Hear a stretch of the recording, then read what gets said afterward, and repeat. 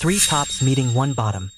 It's destined that one of them will be forced into becoming the uke. But no one expected that the one being targeted would be this carefree, dark-skinned handsome guy. And what's more, the ones fixated on him are two beautiful lunatics. The story has to start from the day the genius older brother said goodbye to Taeil. In that moment, Taeil looked at his brother in utter confusion. He saw the boy speak up with a completely serious expression, saying he wanted to cut the red string between them. Seeing his brother being so childish, Taeil was stunned and directly asked him, "Do you hate me?" But his brother denied it at once, and even said he was going out to experience real life. As soon as the words left his mouth, he vanished without any warning. After his brother went missing, the instructor uncle could only turn his gaze to the ordinary Taeil and have Taeil take the place of his genius brother to go train with the International Joint Forces. That was where various countries cultivated their top talents. People who came out of there would be fiercely fought over by major conglomerates. And Taeil, this guy who got in through connections, stepped into this hormone-soaked place with one foot, and on the very first day, he bumped into a boy who sent his heartbeat into overdrive. This pretty boy carried a faint scent of milk on him, instantly igniting Taeil's protective instincts. Taeil, who prided himself on being a top among tops, actually blushed, his heart racing out of control. Yet Taeil never would have imagined that one day in the future, he would be directly pinned down by this boy. It was on this very day that the sunny, straightforward Taeil got into a fight with his teammates first, and ended up beating out a bond. After the fight, the few of them went to have a meal together and chat. Taeil heard that the European unit was also coming here to train, and that there was a madman among them, someone so dangerous it was absurd. Whenever he was in a bad mood, he could beat someone half-crippled or even to death. The more his teammates talked, the scarier it sounded, and a chill ran down Taeil's spine as he listened. He was just about to go ask his uncle what was really going on, when he realized his uncle was in the shower. So Taeil flipped through a book while spacing out, his head filled with that boy who made his heart race. Just then, the call ringtone suddenly went off. The boy was loudly shouting "Uncle" on the other end, but his uncle told him to help connect the call first, and to take some notes while he was at it. Taeil immediately tapped open the video call, and as the screen lit up, what first burst into view was a pair of long, well-defined hands. The nails on every finger were clean and crystal clear, beautiful like glass. The owner of the hands had a deep voice and directly asked who he was. Catching him completely off guard, Taeil blurted out his role and his name, and the man casually gave his own, a lie. Taeil's social skills instantly hit max level. His tone was burning hot as he lavishly praised how beautiful the man's hands were. The other side was clearly stunned for a moment and said it was the first time anyone had ever said that. But Taeil didn't know that the person he was talking to on the phone was precisely the one his teammate had mentioned. That serial killer whose very name made people's hearts tremble. Even more beyond his imagination was that, in the future, he would end up entangled with this guy and never be able to shake him off. Caught in a terrifying cycle of he runs, he chases, and no matter what he just can't get away. When three tops meet, one is destined to be the bottom. No one expected that Taeil, who had been a fierce top for 10 years, would from then on become he runs, they chase, living a life where his neck could be on the line at any moment. And at this moment, Taeil was staring with those eyes as clear as a college student's, video calling with a man whose face he couldn't see, but whose fingers were excessively beautiful. He didn't hide it at all and directly said that he liked men's hands. The other party was blunt as well, replying coldly, "When you die, I'll give you my hands." A chill instantly ran down Taeil's back, but he just assumed the other man was joking. Yet the man went on to have Taeil pass on a message. The book his uncle wanted had been found. 1 volume, $7,000. Taeil was stunned on the spot. A single book could actually be that expensive. But the man said that price was already very cheap, and after saying that, he hung up, while Taeil was staring blankly at the book by his hand. His uncle came out after taking a shower, and Taeil immediately told him.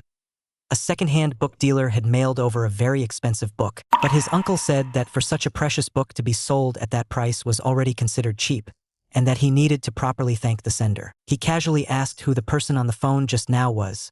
Without thinking, Taeil said the other party called himself a lie. His uncle froze on the spot and pressed him several more times. Did he really introduce himself like that? Taeil scratched his head, even more confused, not understanding why his uncle cared so much. His uncle seemed to sigh, "I haven't heard that name in a long time." Right after that, Taeil even added a compliment. "Alai's hands are really good looking." Uncle broke into a cold sweat after hearing this, and forced himself to say, "It would already be something if you didn't say those hands were terrifying.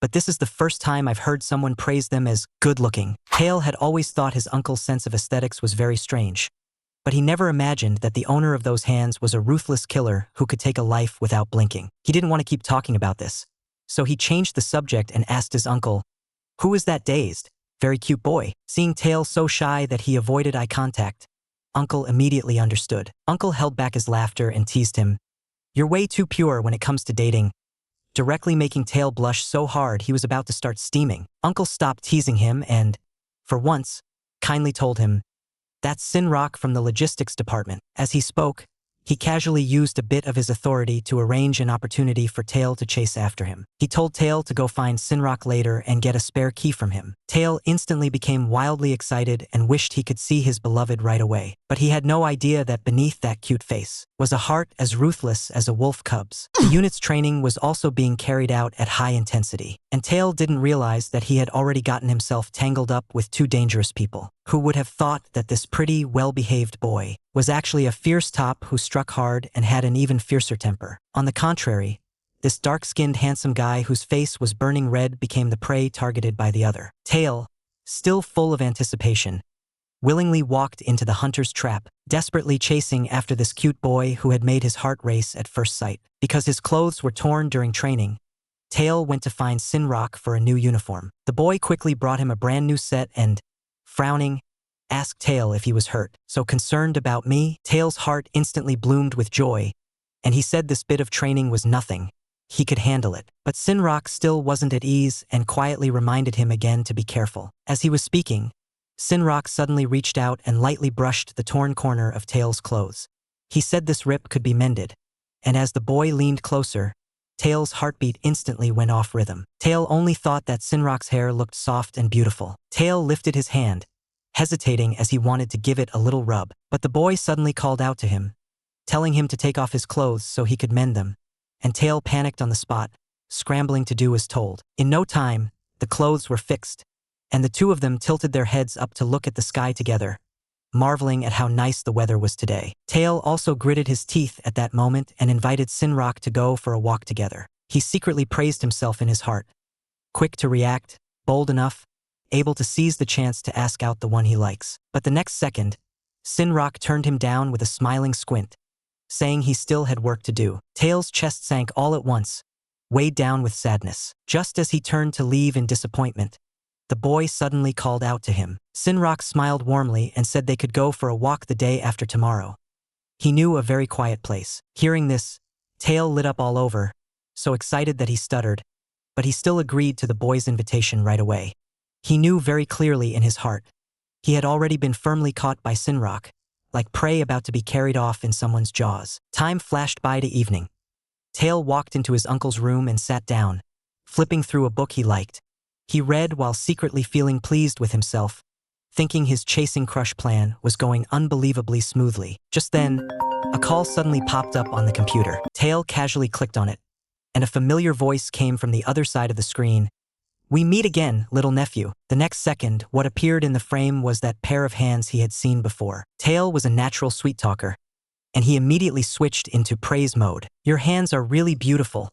I've always remembered them." The man, delighted by the compliment, raised that pair of beautiful hands, hands that had also been stained with many lives, as if silently acknowledging Taeil's taste. How insane was this man, chasing someone he liked as if he were lugging around a cannon to do it. No wonder that person wanted to run away the moment they saw him. But as someone in the middle of it all, Taeil just happened to know nothing. Right now he was only blinking those clear, innocent eyes, video chatting with this lunatic through the screen, talking like they were discussing the meaning of life. Ever since Taeil entered the unit for training, he had often gone to his uncle's bedroom to read, and almost every time, he would receive a video call from Alai. Although he couldn't see Alai's face, that pair of hands really was excessively beautiful. Taeil was thus hooked by Alai's good looks and soon started chatting with him enthusiastically. From Alai, he learned that the other man was managing the family business for his older brother, and that their family dealt in weapons. To his surprise, the used book vendor Taeil had imagined turned out to be a weapons dealer. Then Alai dropped an even more frightening piece of news. In the weapons trade, the hottest item was actually the rocket launcher developed by Taeil's brother. Taeil's heart sank.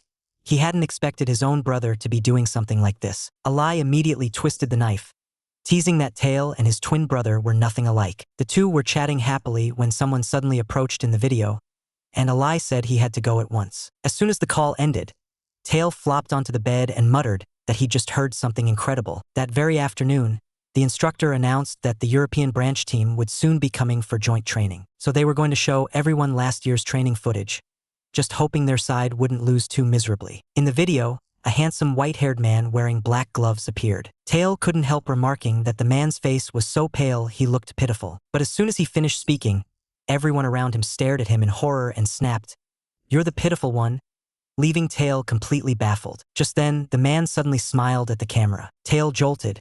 He thought their eyes had met through the screen. Right after that, another man in the video lunged forward, clutching a short knife. Taeil sucked in a sharp breath, thinking there was no way the white-haired man could dodge such a fast attack. But the white-haired man didn't dodge. Instead, he stepped forward to block head-on. In the next second, he grabbed his opponent by the neck and lifted him straight up. That black-gloved hand tightened little by little. On the screen, blood splattered everywhere, making everyone's scalp tingle. Taeil was frightened and couldn't help asking, "What on earth is going on?" The teammate beside him looked bitter and only said, "This still counts as ordinary special training. But this lunatic has actually been to prison 7 times for killing people." This really terrified Taeil. He kept reminding himself over and over in his heart, "If I ever run into this person, I absolutely have to stay far away." The ironic thing is, he had long since become online friends with this killer, close enough to chat about life. The slyest hunters often disguise themselves as prey first. After being the big top attacker for 10 years, Taeil finally met someone who made his heart race at first sight and whom he couldn't help wanting to protect. Yet it never occurred to him that the one truly being hunted and pinned down was actually himself. That day, Taeil happily went to look for Sinrock, only to hear that the boy had to work overtime and wanted to cancel their date. Taeil's spirits instantly deflated. He just felt he'd missed yet another chance to get closer to the one in his heart. Seeing that he was feeling low, Sinrock suddenly said he wanted to treat him to candied fruit. Taeil was stunned on the spot. When the boy leaned in, that warm breath directly forced his heartbeat to speed up. Slapping his own face with one hand, he cursed himself in his heart. "He's still just a kid. I shouldn't let my thoughts get so dirty." But in the next second, Sinrock came out carrying the candied fruit and asked him if he was feeling unwell, and Taeil instantly became as well-behaved as if he'd been called on by name. The two of them were chatting casually when Sinrock suddenly asked with curiosity, "Taeil's older brother? Is he the legendary genius boy, Jay?" Taeil admitted it very straightforwardly, and even said, although they are twins, his brother's looks, personality, and brains are all better than his. He had long since gotten used to being compared. When others praised his brother as a genius, they would also conveniently pity him for being very ordinary. What hurt even more was that many people approached him with their true goal actually being his brother. This made Taeil very sad. He couldn't help wondering, could Sinrock also be here for his brother? Thinking of this, Taeil asked the boy, "Do you want to meet Jay?" But Sinrock explained that he was just curious, that was all. Then he added very seriously that although you and your brother are very different, you must also be very popular. Hearing this, Taeil was directly stunned. For the first time, someone did not circle around his brother, but instead gave their kindness to him. Sinrock still didn't stop, continuing to praise him. "Taeil Hyung, anyone can tell at a glance that you're very popular, because you're really handsome." Taeil listened until the tips of his ears were burning, his eyes wide open in shock. Sinrock just stared at him without blinking and even deliberately softened his tone to add ambiguously, "Your neckline is very beautiful." At that, the restless feeling in Taeil's heart could no longer be suppressed. He raised his hand and pushed Sinrock away. Only after finishing did he realize what he'd done. His face was still red, eyes damp as he looked at Sinrock and quietly apologized for having been too rough just now. The sight had Sinrock's breathing thrown off, leaving only one thought in his mind. He wanted to bully Taeil until he cried. But before he could move, Taeil suddenly shot to his feet. Thump, thump, thump. Panicking like he'd stepped into thin air, he spun around and bolted. Thump, thump, thump. The dark-skinned hottie had just said goodbye to the cute man-eating flower, and as soon as he turned around, he went to flirt with the lunatic serial killer. Just a moment ago, that cute man-eating flower had worn an innocent face, yet used the most dangerous way to tempt Taeil, teasing Taeil until his heart raced out of control and his eyes filled with tears, unable to hide just how easy to bully he looked. It also had Sinrock's blood rushing. Within this sticky, ambiguous atmosphere, Taeil finally couldn't take it. Fleeing shy and flustered, he rushed into his uncle's room, grabbed 2 bottles of drinks and chugged them down, trying to force himself to calm. But the patch of skin Sinrock had touched was still burning hot. Taeil crouched down holding his head and admitted in a low voice he was really enchanted by Sinrock. Just as his mind was a tangled mess, the computer suddenly chimed. Taeil clicked to answer the call, only to realize it was an old acquaintance. The first thing that came into view was that same pair of long, bony hands. Both of them froze almost at the same time. What a coincidence. On the video, Alai quickly sensed something was off with Taeil and directly asked him what was wrong. Because Taeil's face was now burning red and his eyes were dodging, as if he were both shy and flustered. The boy suddenly grew even more nervous. He had actually let his guard down completely and treated the serial killer across from him like an emotional counselor. He tentatively asked Alai, "Have you ever done anything against ethics?" Alai was stumped by the question and immediately shot back. "Have you fallen in love with someone who's married? Or have you committed a crime yourself?" Taeil could only hear black lines forming in his mind and couldn't help complaining. "Your examples are way too outrageous." Alai, however, didn't care at all. In his view, physical relationships and emotional relationships are two different things. So he'd done plenty of things that were against ethics. But he was more curious about what exactly Taeil had run into. Did someone rush over and pin you down? Having been a top for 10 years, Taeil couldn't stand this kind of misunderstanding. So he denied it at once and then poured out all his romantic troubles in one go. He was reacting to a boy, but he still didn't know how the other person felt. In the video, Alai looked openly disdainful. "If it were me, I'd just go for a home run. Why wrong yourself like this?" Taeil got a little fired up and shot back at the man. "Don't you consider your lover's feelings?" Alai let out a sneer and said that feelings are fickle to begin with, so you should seize the pleasure in time. Taeil only gave a light smile and stopped arguing.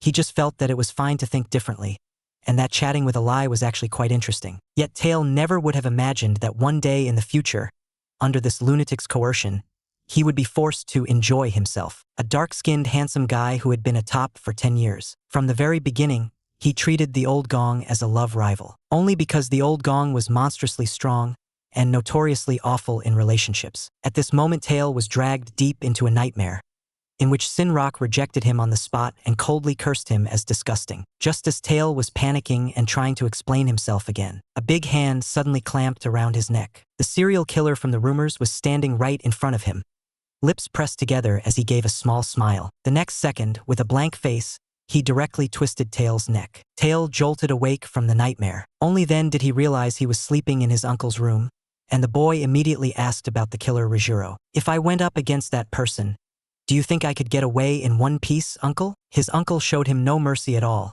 saying straight out that he would be beaten horribly. After hearing that, Taeil broke out in a cold sweat, calculating in his heart. If he ran into that guy during training, he would definitely stay far, far away. But Taeil never could have imagined that in the future he would be targeted by this lunatic, and wouldn't be able to escape even if he wanted to. And from that day on, a terrifying murderous aura hung over the whole unit, all because the European branch team was about to come for joint training. A teammate kindly reminded Taeil to pack his things first, because the people from the European branch team would soon be moving in, and they had a particularly strong sense of territory, so he'd better not start a fight over some little item in the room when the time came. Taeil listened very carefully and immediately asked, "Will that serial killer be coming too?" The bathroom fell silent in an instant, and everyone stared at Taeil in shock. The teammate beside him gnashed his teeth and said that if that guy came too, this training camp would turn into hell. After saying that, he lowered his voice again and gossiped to Taeil about the serial killer's love life. Rumor had it he liked men who were pretty and cute. Every time the training camp ended, as long as someone was soft-looking and cute, they would be swallowed up by him in one bite. "Don't be scared, your face is very safe." Hearing that, Taeil inexplicably felt even more annoyed. But the next second he suddenly remembered, Sinrock just happened to be exactly the type that serial killer would like. So he hurriedly asked, if Sinrock ran into that man, would he be in danger? His teammate nodded outright, but also took the chance to comfort him.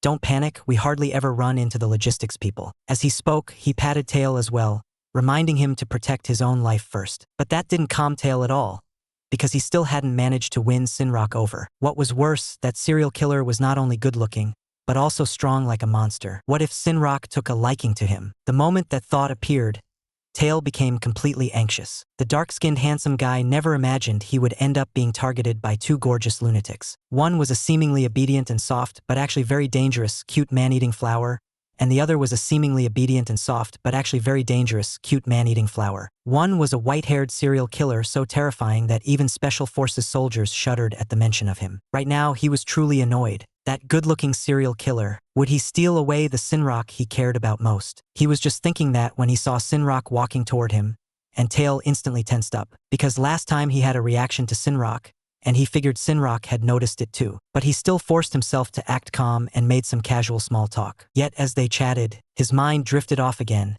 and he even started imagining Sinrock would only ever like cute girls. The more Taeil thought about it, the heavier he felt, like he had already lost before he even started pursuing him. Then Sinrock suddenly said, blushing, that in the past he had dated men. That sentence was like a bomb going off, scaring the cigarette right out of Taeil's mouth. The boy went on, I skipped a grade in high school. Back then, I went to gay bars with my friends and even tried hitting on men. Taeil's eyes lit up as he listened, like he'd just seen new hope in his chase.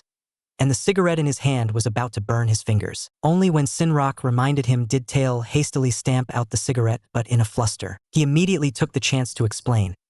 I only reacted that day because I smelled a very clean, milky scent on you. After hearing that, Sinrock's face flushed a deep red all at once. The next second, the two of them held hands and looked at each other with a little smile, as if they both understood the words the other hadn't said out loud. But they never imagined that this tiny, just emerging fondness would soon be crushed under the heel of another lunatic. The European detachment arrived at night. The atmosphere over the whole unit turned piercingly cold and tense. Taeil avoided those oppressive, hulking men and went back to the new dormitory to pack his luggage. He was tidying his clothes when he accidentally found a pistol hidden by his roommate, but the army had a strict ban on bringing weapons. The new roommate's face instantly changed, and he stared fixedly at Taeil. Taeil immediately understood. This pistol belonged to him, so he simply stepped forward and felt around again, and actually found another one. Taeil raised the pistol and slowly looked it over twice, as if appreciating it. The roommate was instantly furious out of shame, snatched the gun back like a treasure, and even threatened that if he dared say a word he'd be dead. Yet Taeil still had a playful grin on his face. He bickered with the other man for a bit, until the roommate stormed off in a rage. Only then did Taeil lie back on the bed and start thinking about the next stage of training. He suddenly remembered that his uncle's book was still in his old dormitory, and that book was worth $7,000. Taeil immediately rushed over in a hurry, but just as he reached the dorm door, he saw members of the European unit. They were standing outside the door with looks of terror on their faces. Bewildered, he pulled the door open, and in the next second he froze. The legendary serial killer was sitting on his bed, flipping through his book. The handsome dark-skinned guy had once flirted online with a mysterious net friend called Eli. That person had very beautiful hands, clean and graceful. He couldn't see the face, but the way the person spoke was very refined, as if born knowing exactly where the line was. And now they were actually meeting in person, but Taeil had no idea at all that the killer in front of him was that online friend Eli. Not long ago, the European unit had come to join the training camp. Taeil had moved out of the dorm long before, yet he just happened to forget to take that book worth $7,000. So that's why he rushed back at this moment to get the book. As soon as he entered the dorm, he ran straight into the rumored killer, Rebirth. That guy was actually quite relaxed, sitting on the bed and slowly flipping through Taeil's $7,000 book. Taeil's mind went buzz, and the scene of himself being strangled had already played through once in his head. His face went pale. His whole body froze in the doorway, not even daring to breathe too hard. Yet the killer suddenly spoke. Is this your book? Are you taking it now? His voice was low yet clear, like a calm blade, which instead made Taeil instantly steady himself. He said the book was borrowed and that he hadn't finished reading it. And Rebirth didn't expose the fact that they were online friends meeting in real life. He only asked Taeil casually, as if in passing, I still want to read for another 2 or 3 hours. Can you wait for me? Whenever Taeil met someone good-looking, he would easily let his guard down first. He only felt that Rebirth was handsome and spoke in a refined way, so he straightforwardly said that he could wait. Hearing this, Rebirth instead seemed not to want to scare him anymore and casually handed the book back to Taeil. He even recommended a similar book along the way, and Taeil's interest was instantly piqued. The two of them quickly started talking about the book's content, and the more they talked, the less they could stop. Taeil even felt that Rebirth was a very cultured young man. Maybe they really could become kindred spirits. Just then, a sudden clamor exploded outside the door. People from the European squad and the Asian squad had already started throwing punches. As soon as those noises barged in, the atmosphere in the room was instantly torn apart. Rijuro suddenly shot to his feet, like his whole soul had been swapped out. His eyes were so cold they looked almost black, his expression vicious to the point of being unreasonable. Taeil had no choice but to follow, thinking he should at least give this newly acquainted friend a hand. But the moment they pushed the door open, they ran straight into utter chaos. Rijuro casually picked up a steel pipe from the ground. Taeil's gaze, however, was first caught by that huge black hand, and in the very next second as his mind wandered, Rijuro swung the steel pipe and lashed it hard at the person beside him. The scene exploded into a chorus of screams in an instant. Rijuro pinned people down and beat them, and not a single person dared step up to stop him. Before long, only this outrageously fierce man was still standing, and at his feet bodies were sprawled all over the place. Taeil was completely stunned. Just moments ago this man had been all poise and elegance. How could he suddenly go berserk like this? The dark-skinned hottie and old Rose met for the first time, and it was an ugly start. This man, outwardly refined yet broken inside, right in front of him, beat that group of supermale special forces soldiers brutally to the ground. Which is why, when Taeil went to have lunch, he saw the cafeteria full of wounded people. Some had been beaten so badly their faces were no longer recognizable. The European squad and the Asian squad were split on opposite sides, the air thick with suppressed killing intent. Taeil couldn't help grumbling. Even the knives and forks look like murder weapons. Let's stick to the more civilized chopsticks. As soon as he finished speaking, the serial killer Rijuro leaned in and said with a smile, "Anything can be used to kill, even chopsticks." On the spot, Taeil and his teammates jolted in fright. Taeil griped inwardly. This guy's thumbs alone could be used as deadly weapons. It was like Rijuro especially enjoyed picking on Taeil. The moment they met, he laughed at him for taking so much food and asked if he could even finish it all. Taeil shot back, "You're not any better yourself." Rijuro then pointed to the side and said there were still 2 empty seats, suggesting they go over together. Taeil was just about to refuse, only to realize his teammates had already slipped away. And just like that, for no good reason, he ended up sitting at the same table eating with this lunatic. What was even more absurd, he was sitting in the European squad's territory. Cold sweat broke out all over Taeil. He could already picture the Asian squad treating him like a traitor. Right at that moment, Rijuro still pretended to be very polite and asked him what his name was. Taeil didn't want to get closer to him, so he dodged it and said, "Names are only necessary for people who see each other often. We don't meet that much." Rijuro understood, let out 2 low chuckles, and then fell silent. But before long, Taeil found himself captivated by the way he ate. This man was so handsome that even eating toast looked like a painting. Taeil couldn't help asking, "Why do you keep wearing gloves?" Rijuro, however, answered in a calm tone, "Because I don't like getting blood on my hands. It's sticky and hard to wash off." After hearing that, Taeil immediately snapped back, "It's just breakfast. How would you even get blood on you?" As soon as the words left his mouth, the cafeteria doors were suddenly smashed open with brute force. A European soldier, gripping a pistol, shouted Rijuro's name and yelled that he was there to avenge his brother. Taeil was stunned on the spot.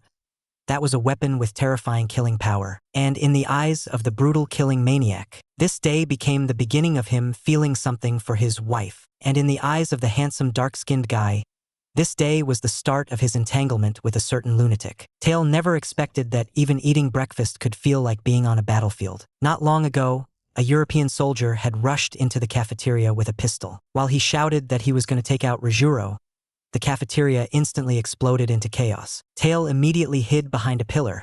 He didn't want to get accidentally shot by this madman. But 5 bullets would be enough to blast the pillar apart, so he had to hurry and find something that could actually save his life. Just as he was thinking that, Taeil caught sight of his roommate Muilryo. This guy was a weapons-collecting maniac. A spark lit up in Taeil's mind, and he charged straight toward Muilryo. The pillar behind him was shot through on the spot. Taeil suddenly dove to the ground, his heartbeat going wild. He had almost died just now. The next second, he pinned Muilryo down and started frantically searching him. "Ah, pervert!" Very quickly, he fished a hidden pistol out from Muilryo's body. Muilryo let out a low growl as if his lover had been taken away. "Give my little baby back to me." Taeil ignored him completely, grabbed the gun and crawled out from under the table, only to see Rijuro in front of him holding up a huge dining table, locked in a direct standoff with the assailant. The next second, Rijuro suddenly flipped the table into the air. Thug fired reflexively, shattering the table outright. But Rijuro just laughed and counted the bullets. "You've only got 4 rounds left now." Before the words had even faded, he pulled the same trick again, kicking the table away. Sure enough, the thug let himself be led by the nose and fired another shot. Rijuro sneered. 3 left. Miss again. And you're the one who dies. Taeil stared at the two of them, so nervous his whole body went numb, and couldn't help cursing in his heart. Rijuro was a complete lunatic. The thug panted heavily, his gaze starting to waver. He was doubting himself, afraid he would lose. Rijuro seized that fleeting instant and suddenly hurled a broken piece of wood. The thug didn't dare fire again.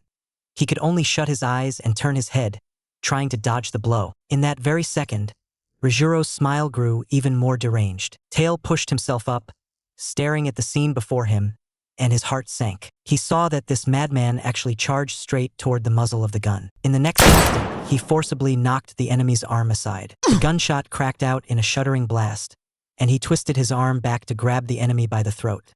He lifted the man clear off the ground. In that moment, he looked like a monster toying with its prey. Then he twisted the enemy's wrist hard, forcing the enemy to aim the gun at him. No one even dared to breathe. Taeil raised his pistol and pointed it at the lunatic, lowering his voice as he ordered him to let the man go. Rijuro clearly froze for a moment. He actually hadn't noticed there was someone behind him. This lunatic who treated people like prey was still, at this very moment, doing something utterly devoid of humanity. He was still twisting the enemy's wrist in a sickly, deranged way. He forced the man to press the muzzle of the gun against his own head.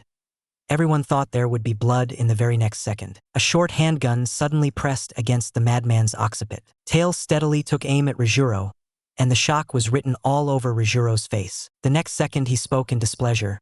He was very disappointed in Taeil, because he hated this kind of person who didn't know his place the most. Of course Taeil knew he was courting death, but since he had stepped forward, he was already prepared to be killed by the lunatic. Rijuro suddenly released the enemy's neck and, smiling, asked, "So what happens next?" Taeil was almost speechless.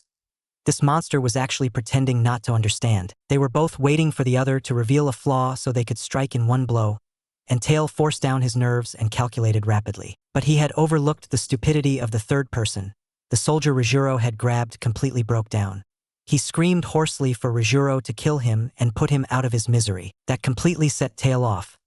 He clenched his teeth and practically cursed the words out from between them. "I risked my life to save you, yet all you can think about is dying." And in the very second he was distracted, grumbling to himself. Rijuro suddenly turned around, and Taeil's heart sank. He knew very clearly, if he didn't fire now, the one who would die would be him. Just then, the instructors heard the commotion and rushed over.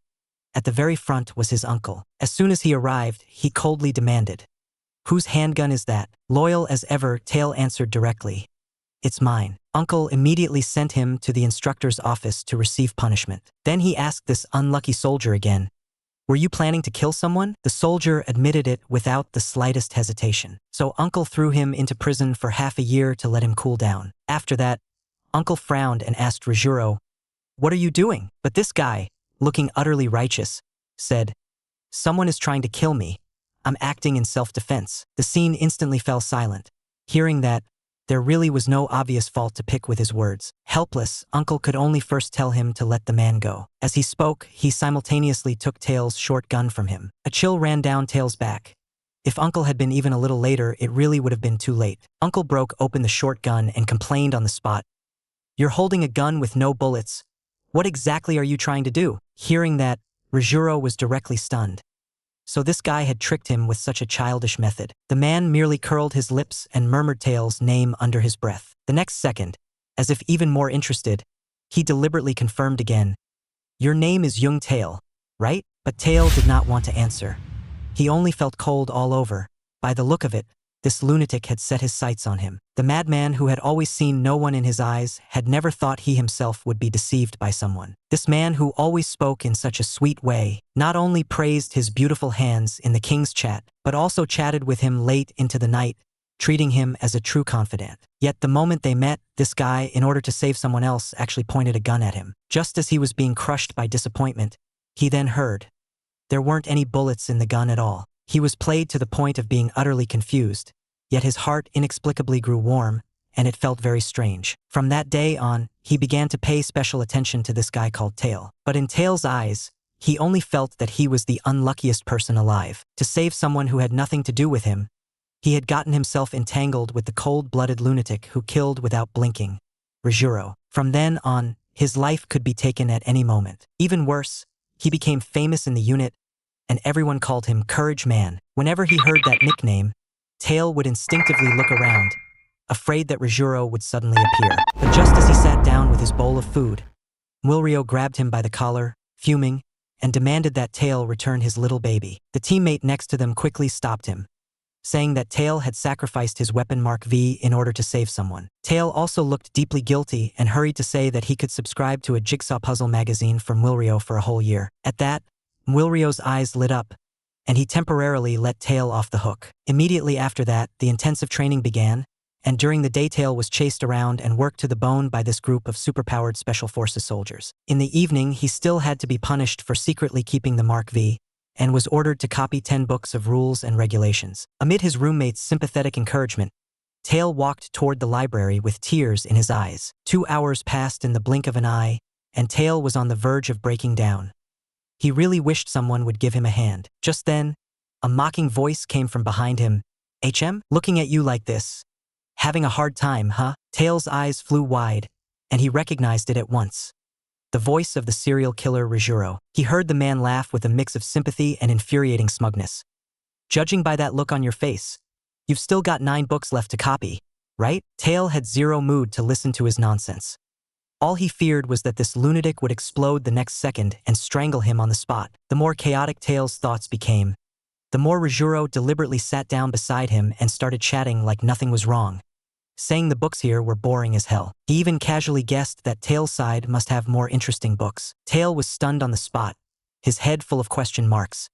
Did this nutcase lose his memory or something? It was only a short while ago that he'd had a gun pointed at him. Taeil, a master at letting life go to ruin, was shoved by his uncle into the International Joint Forces for training. And in just a few days, he had managed to completely offend the terrifyingly notorious Sandman killer, Rijuro. That day, the madman was about to cut someone down, and Taeil actually pressed a handgun to his head and forced him to let the person go. Soon after, Taeil was punished for secretly carrying the handgun.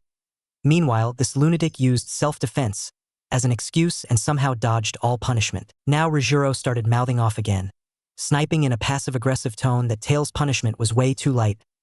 80% chance they only let you off for your uncle's sake. Taeil's temper flared instantly, and he asked him point-blank, "Are you mocking me for getting special treatment? And what about you? You act so lawlessly. Why is it that you don't get punished at all?" Taeil's words were barbed, but Rijuro was neither anxious nor angry. Instead, he coaxed him like placating someone, telling him not to bristle. "You're Instructor Jung's nephew, so everyone naturally favors you more. Even if you weren't punished, I wouldn't be angry." Taeil was stunned and immediately asked, "Even the European detachment knows that Instructor Jung is my uncle?" Rijuro, however, explained lightly, "Because you dared to press a gun to my head, everyone got curious and conveniently ran a check on your information." Hearing this, a chill ran down Taeil's back. So this lunatic really hadn't forgotten that incident. Rijuro saw through his panic at a glance and asked bluntly, "Are you afraid of me? Do you think that the moment I see you, I'll twist your neck off?" Under Taeil's dazed stare, Rijuro added another sentence. "I'm not in the mood to kill anyone right now, so you'll have to wait." What did this person even mean? Telling him to wait to be killed, without making it clear how long he was supposed to wait. Taeil immediately made up his mind. From now on, he'd avoid this lunatic during training as much as possible. If that didn't work, he'd just stick close to the instructor. Muttering under his breath, he actually let slip those little schemes in his heart. Rijuro, however, spoke up as if patiently explaining, "Killing people gets you punished. And I've never killed anyone in front of the instructor. I just killed the instructor, so I got put away for 8 months." After hearing that, Taeil only felt that it was over. This lunatic even dared to kill the instructor. So the idea of using the instructor as a human shield was completely out of the question. Taeil simply went straight to begging for mercy. "Then just spare me for this half-month." But Rijuro said he couldn't control his emotions. Taeil cursed him for being petty in his heart, but a wicked smile curled on his lips as he changed his plea.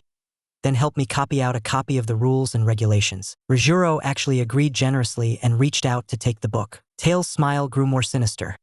As long as the instructor finds out this guy is helping him copy the book, he'll definitely be punished. Even if he was going to be tormented, he had to drag this lunatic along to suffer a bit with him. He had just finished flirting with that fierce and dangerous psycho beauty. Turning around, the boy went to while away a pleasant stretch of time with that cute little man-eating flower. Not long ago, Taeil had sweet-talked Rijuro into his hand, coaxing him into obediently copying the book for him, and he was insidiously waiting for the instructor to discover it, so that this lunatic would be punished with him by being made to copy. Right now, he was still holding on to this beautiful wish as he dragged his exhausted body back to the dorm. His roommate Mwilryo suddenly said, "Someone just called looking for you." The exhausted Taeil asked impatiently who had called. But the next second, he jumped up like he'd been shocked by electricity and pressed, "Was it Sinrock from the logistics department?" Mwilryo nodded to confirm. Taeil instantly came back to life with full HP, and his face flushed red. He hurried to check Sinrock's texts.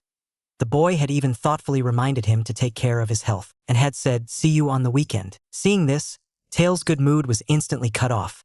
He still hadn't told Sinrock that there would be intensive training this weekend, and he wouldn't be able to go on their date. Taeil had just stood up and was about to go look for Sinrock when Mwilryo suddenly called out to stop him. Mwilryo reminded him, "During intensive training, cadets and instructors are forbidden from meeting, and both the logistics department and the instructor's room are on basement level 1, so you absolutely can't go there." But Taeil missed Sinrock so much that he still rushed toward the logistics department, ignoring everything. Full of anticipation, he raised his hand and knocked on Sinrock's door. The moment Sinrock saw him, he froze and said that cadets weren't allowed to come here, even though he said that he still brought Taeil into the room. Taeil sat nervously on the edge of the bed and said sullenly, "There's intensive training this weekend, so we can't go on our date." Sinrock smiled faintly and said he could understand, because there had been no rest days during previous intensive trainings either. Then he sat down to comfort Taeil. "Then let's just meet after the intensive training ends. By then, we can even go have some fun in Hong Kong." Hearing that, Taeil instantly brightened up, and his mind had already started imagining.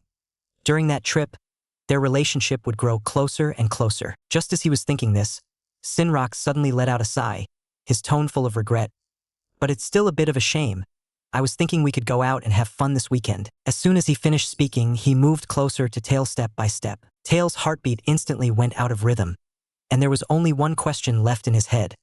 Was Sinrock flirting with him? At that moment, Sinrock carefully brushed against Taeil's hand. Taeil's whole body froze, but he couldn't help thinking in his heart, how can this person be so cute and yet so innocent? The surge in his chest couldn't be held back.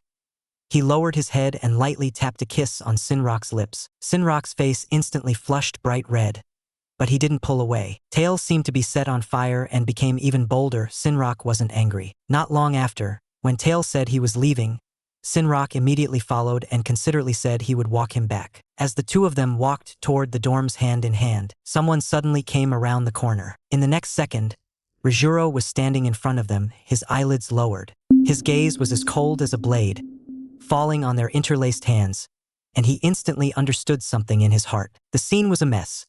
The handsome dark-skinned guy was taking a nighttime walk hand in hand with the person in his heart, only to be blocked on the spot by his future top. Rijuro kept his eyelids lowered, his expression icy, staring at their tightly clasped hands, as if he had already seen through everything. Right after that, he curled up the corners of his mouth. The smile was faint, yet full of contempt. This kindergarten-style romance was nothing to him. But Taeil went cold from the soles of his feet to his spine. He only regarded this future top as his strongest love rival, because Mwilryo had said that Rijuro liked boys who were pretty and cute. In a panic, Taeil looked towards Sinrock, afraid that Rijuro would snatch him away.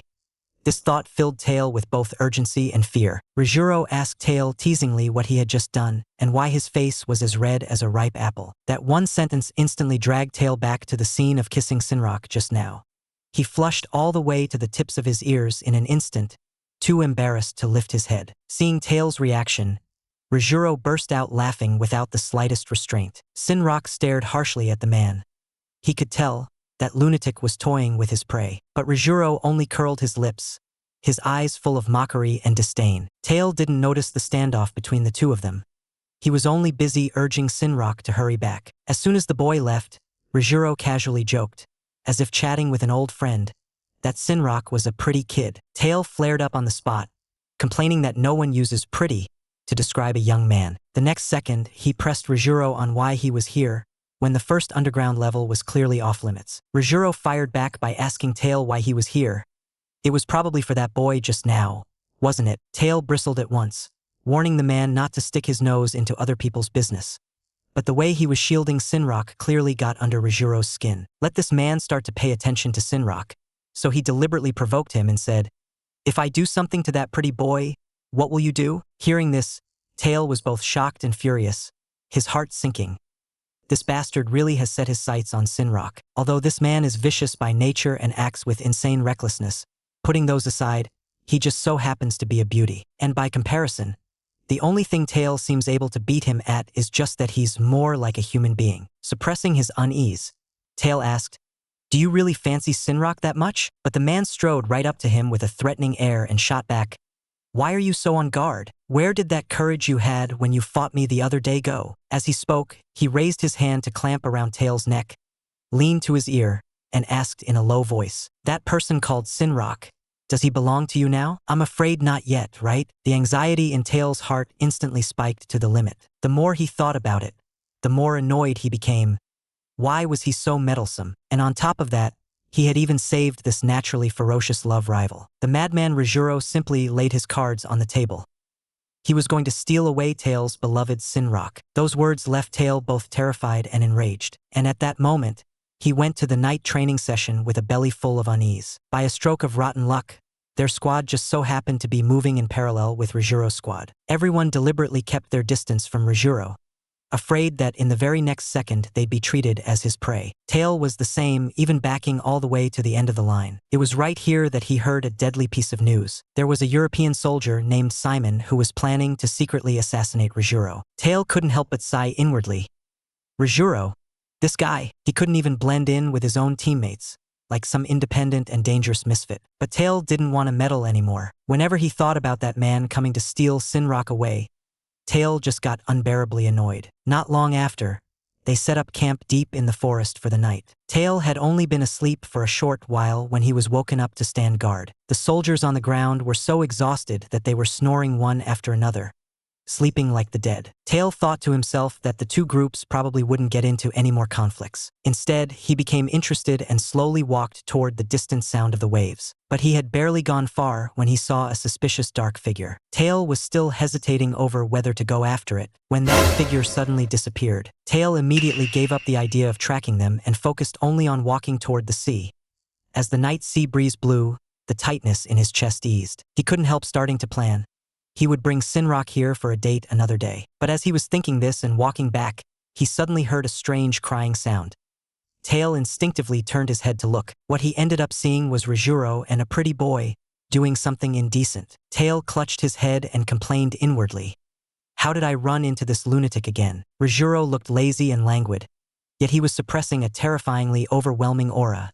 That horror and suffocating pressure crashed straight toward him. Taeil instantly chickened out and just wanted to leave right away. But the moment he panicked and turned to run, Rijuro noticed his movement. The man hooked up the corner of his lips in a smile, as if he had suddenly taken an interest. Taeil cursed viciously in his heart. Rijuro is really sick in the head. He already has a partner, so why does he still have to fight him over Sinrock? Yet just as Taeil had climbed halfway up, he noticed that on the rock beside him, a soldier was raising his weapon and taking aim at Rijuro. And with Rijuro in such a completely defenseless state, the chance of him getting hit was extremely high. At the very instant the soldier pulled the trigger, Taeil picked up a stone and hurled it over with a raised hand. This madman who kills without batting an eye was finally about to show his true colors. So he was actually that guy with the very pretty fingers, and also the online friend I had always treated as a confidant. The moment he learned the truth, Taeil was completely stunned. Taeil ran alone to the seaside and ended up seeing Rijuro playing cards there without even picking a proper place. Taeil was just about to sneak away quietly when he bumped into a soldier suddenly making a move on Rijuro. Taeil didn't have time to think. He grabbed a stone and smashed it over, hitting the soldier's hand right on target. But in that same second, the short arrow the soldier shot also grazed past his arm, so close it made his skin tingle with numbness. Taeil couldn't help cursing. He had almost thrown his life away to save this lunatic. Rijuro's expression turned frighteningly dark as he stared coldly at the two of them. The next second, he bent down to pick up a stone from the ground and suddenly hurled it at the soldier who had fired the arrow. The man was struck on the spot, his head cracking open and bleeding, and he passed out right there. Black lines all over his face. Taeil, just from the sound of it, even suspected that man's skull had already split. Rijuro picked up the bow and arrow, his eyes as cold as ice, staring straight at Taeil. Taeil immediately distanced himself, saying this had nothing to do with him. Rijuro merely smiled faintly. Of course he knew Taeil was innocent, but this debt still had to be collected. Taeil hurriedly tried to talk him down. Wait until they got back to Europe to deal with it. He didn't want to watch this lunatic kill someone with his own eyes. A sharp pain shot through his arm, and only then did Taeil realize he was injured. Swallowing his temper, he said, "This guy secretly hid a weapon. By the rules, he should be punished by copying the code 10 times. Those words made Rijuro burst out laughing. He couldn't stop, and even followed along with him. That's right, first make this guy finish copying the code, then end his life. As he spoke, Rijuro grabbed Taeil's hand and said he would bandage it for him. Taeil stared at the black gloves the man had taken off, feeling as if he were seeing a dense swarm of vengeful spirits above his head. Utterly disgusted, just about to tactfully refuse, when he suddenly heard the man say with a smile that he and his twin brother were completely different. Taeil froze on the spot. He knew that line far too well. Then, Taeil fixed his gaze on the man's hand. Such a familiar feeling it almost stabbed into his eyes. Slender, with distinct joints, fingertips as clear as glass. The boy was completely shaken. So this guy was actually the one he had once treated as a confidant, the online friend he could talk to about anything, a lie. The dark-skinned hottie was almost furious enough to explode. So that online friend who had chatted with him late into the night turned out to be this cold-blooded psycho who killed without blinking, Rijuro. After they met, this guy had already recognized him, yet deliberately pretended not to know. Now this liar still wanted to keep provoking him, on purpose repeating the things they used to say. "If you like my hands that much, I can give them to you." Taeil clenched his fists, the fire in his chest surging up in waves. He had once treated a lie as a friend and told him everything. But after he ran into Rijuro, he was so scared he could only run and hide everywhere. Yet in this lunatic's eyes, all of his reactions were nothing but a joke. Looking at this infuriating bastard, Taeil was shaking with rage, but didn't dare to really say it out loud. He could only test him in a cold voice. "Should I call you Rijuro, or a lie?" The smiling man curled his lips, replying like he was watching a show. "Either is fine." Forcing down his anger, Taeil said word by word, "Either way, I don't want to call you by your full name, Eli Rijuro." Sensing the boy's fury, Eli just smiled quietly, as if he didn't care at all. But the more Taeil thought about it, the more stifled he felt. So he went to his uncle's dorm very early, insisting on getting a clear answer. His uncle froze the moment he saw Taeil, and with a very stern tone reminded him. During the training camp, it was forbidden to have private contact with the instructor. Taeil casually said he was there to borrow a book, then changed the subject and immediately questioned his uncle in return. Since Eli was also coming to the training camp, why did he still have the books mailed over? Wouldn't it be more convenient to just bring them along? His uncle was even more shocked and asked back, "Eli told you even that? He actually told you his name. Looks like he really likes you." Taeil stiffened on the spot and sneered inwardly. How could that lunatic possibly like him? At most he just treated him as an amusing toy. He pressed his uncle on how he had gotten to know this nutcase, and his uncle only said, they had met because of books. Taeil did not believe it at all, but he did not keep asking. He borrowed the book and turned to leave. His uncle suddenly added another line. "If you used to think of Eli and Rijuro as two different people, then your understanding of Eli was wrong from the very beginning." Taeil understood. His uncle was reminding him. The Rijuro he had seen was this man's true self. He also became more clearly aware that as long as Rijuro wished, he could kill him at any time. Such beautiful hands, growing on that lunatic, were really a waste. It was also on that morning that the soldier who had attacked Eli died. He launched a direct attack on Eli in front of everyone. Eli, however, only looked at him coldly, his eyes full of contempt. In the next second, that man was cleanly and efficiently taken down, and Eli's only justification was 4 words. Self-defense. Even when the instructor rushed over, he could only give a few verbal scoldings, and Taeil just found it ironic. Such a lunatic, and no one was holding him accountable. What stung even more was, he watched, helpless, as the person he cared about treated someone else with a tenderness like they were in love. The brutal, vicious madman tasted jealousy for the first time. Right now, he just wanted to make the 2 people in front of him both feel some pain. Just as Taeil was grumbling that Eli was a born killer, he ran head-on into the person he loved, Sinrock. Taeil was instantly overjoyed, with only one thought left in his heart.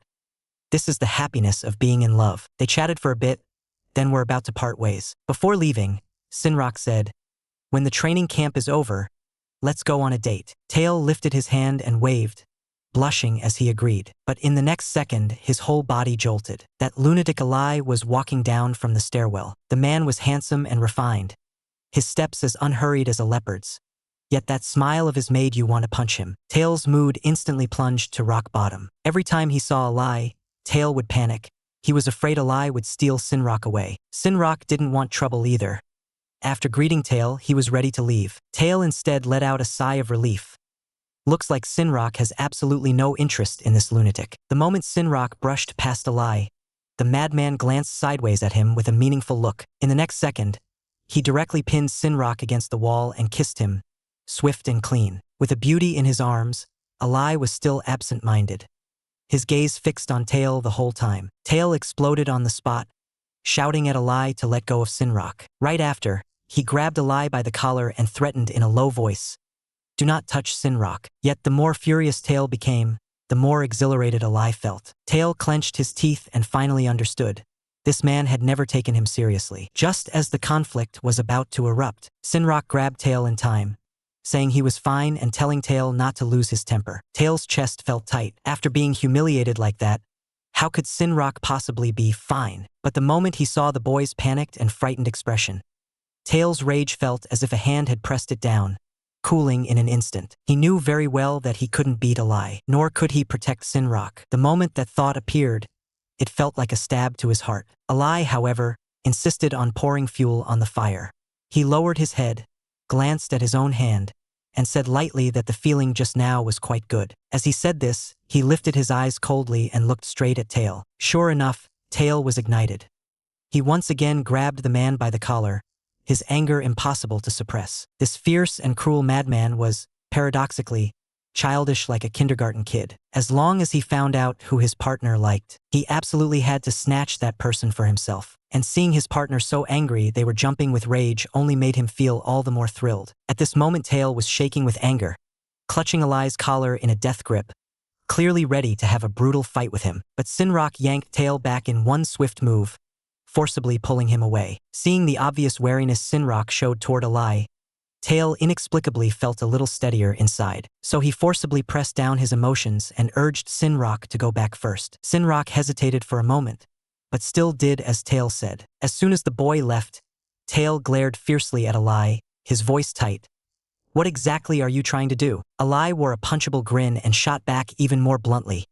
"You still haven't gotten Sinrock, have you?" Taeil denied it at once, saying that he and Sinrock had long since understood each other's feelings. Alai scoffed at that line. In his eyes, things like feelings were nothing but empty talk, and what he called getting someone meant more intimate, more boundary-crossing contact. Taeil felt his anger shoot straight to the top of his head, and he swore to himself, if Alai dared lay a hand on Sinrock, he would make Alai pay the price. Just as Taeil's fury was about to explode, he heard Alai propose a truce. "I don't want to argue with you. Let's both take a step back." Taeil simply couldn't make sense of it and only wanted to complain.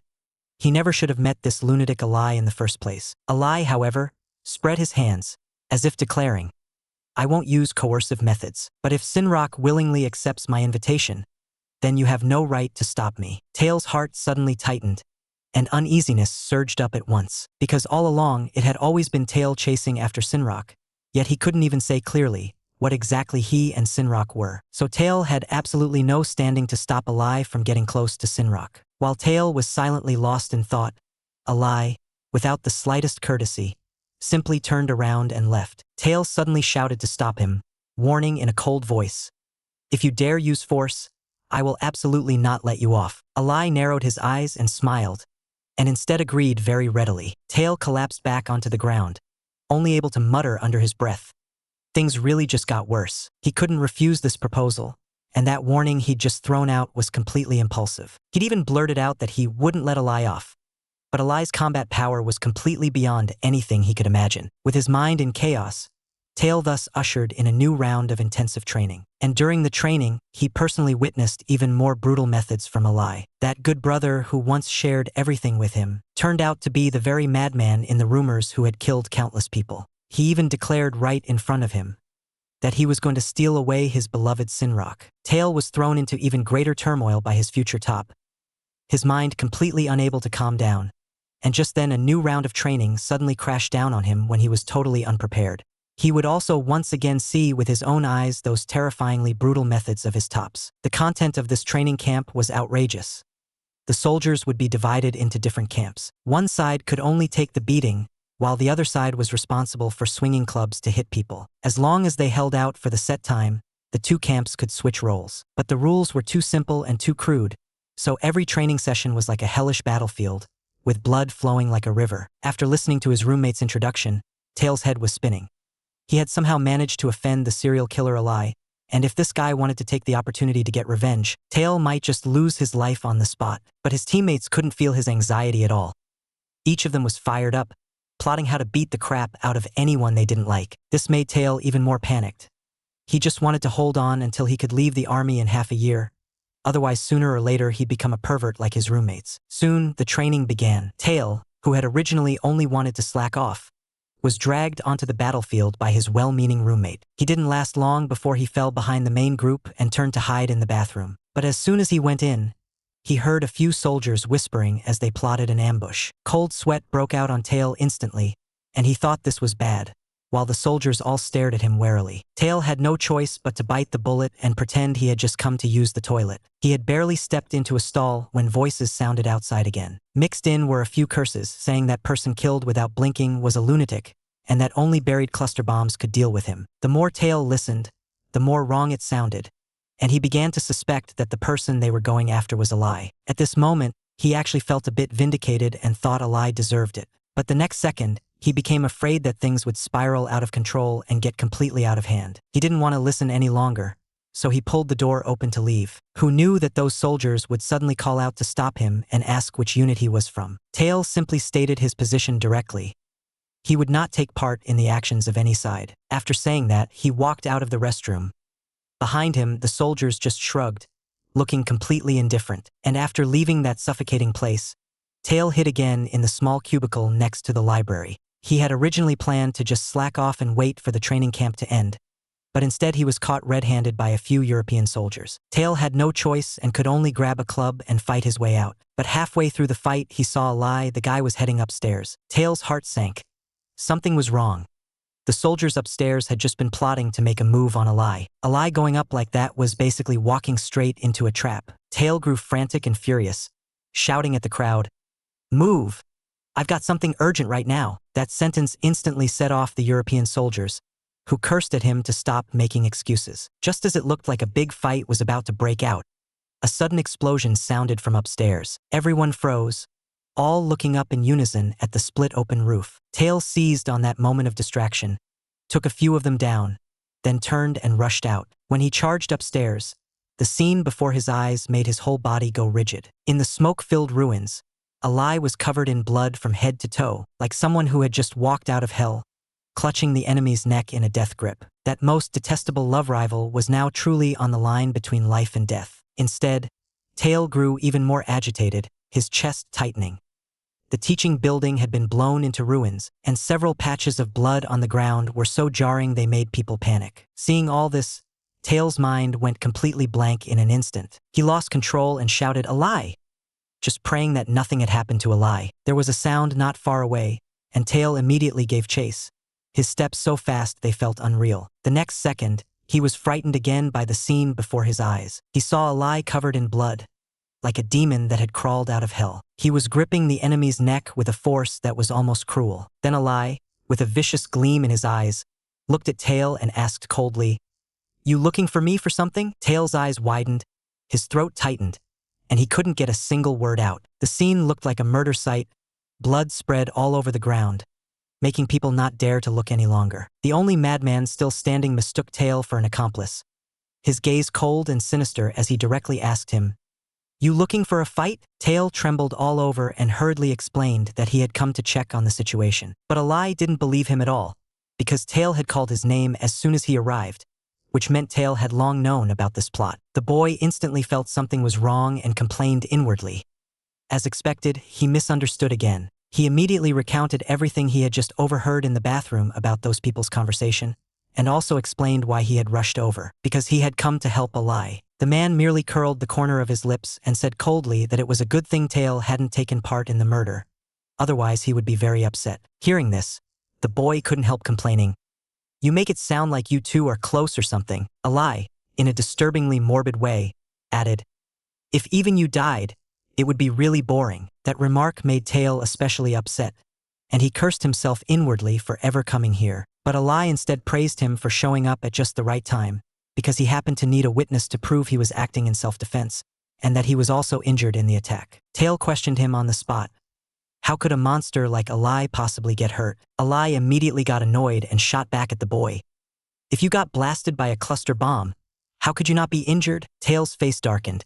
He thought that if a normal person got hit by a cluster bomb, they'd probably be gone on the spot. And the training camp was suspended because of this incident, and the matter was quietly pushed down and covered up. In the end, Alai was ruled to have acted in legitimate self-defense, but because he went too far, he was still punished with a short-term imprisonment. But what Taeil couldn't figure out the most was, he clearly hadn't done anything, so why did he have to go to prison too? The more Taeil thought about it, the more wronged he felt, and he directly shouted at his uncle, demanding an explanation. His uncle, however, raised his hand and pointed at his nose, snapping back and asking what right he had to meddle in other people's business. In this training camp, the Asia detachment suffered heavy casualties, yet the source of it all was that they had secretly plotted a murder first. The higher-ups were just trying to bury this stain, and right then some hot-headed kid jumped out to testify. So the higher-ups exploded on the spot, branded you with dereliction of duty, and sent you to prison to reflect. The more Taeil listened, the angrier he got, feeling more and more that coming here was just asking to be humiliated. People always say that when two tops clash,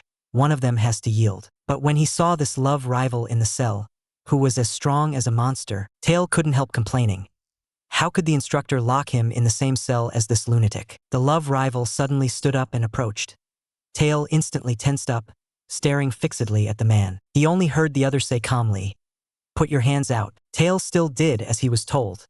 Alai patiently unlocked his handcuffs for him. Taeil froze for a moment and said thank you, but the next second he remembered that when he'd been lying on the ground groping for the key just now, this guy had been standing by watching the show, looking totally gloating. That wave of grievance surged up again all at once, pressing on his chest so hard he couldn't breathe. Alai opened his mouth and asked him, "Why did you get locked up too?" Before Taeil could answer, the man obnoxiously followed up on his own.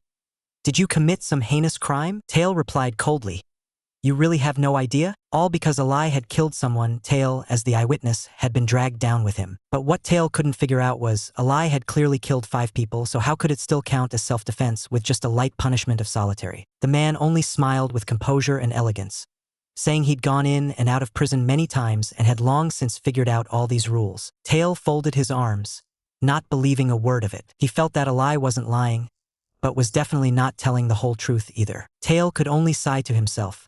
This man is too troublesome.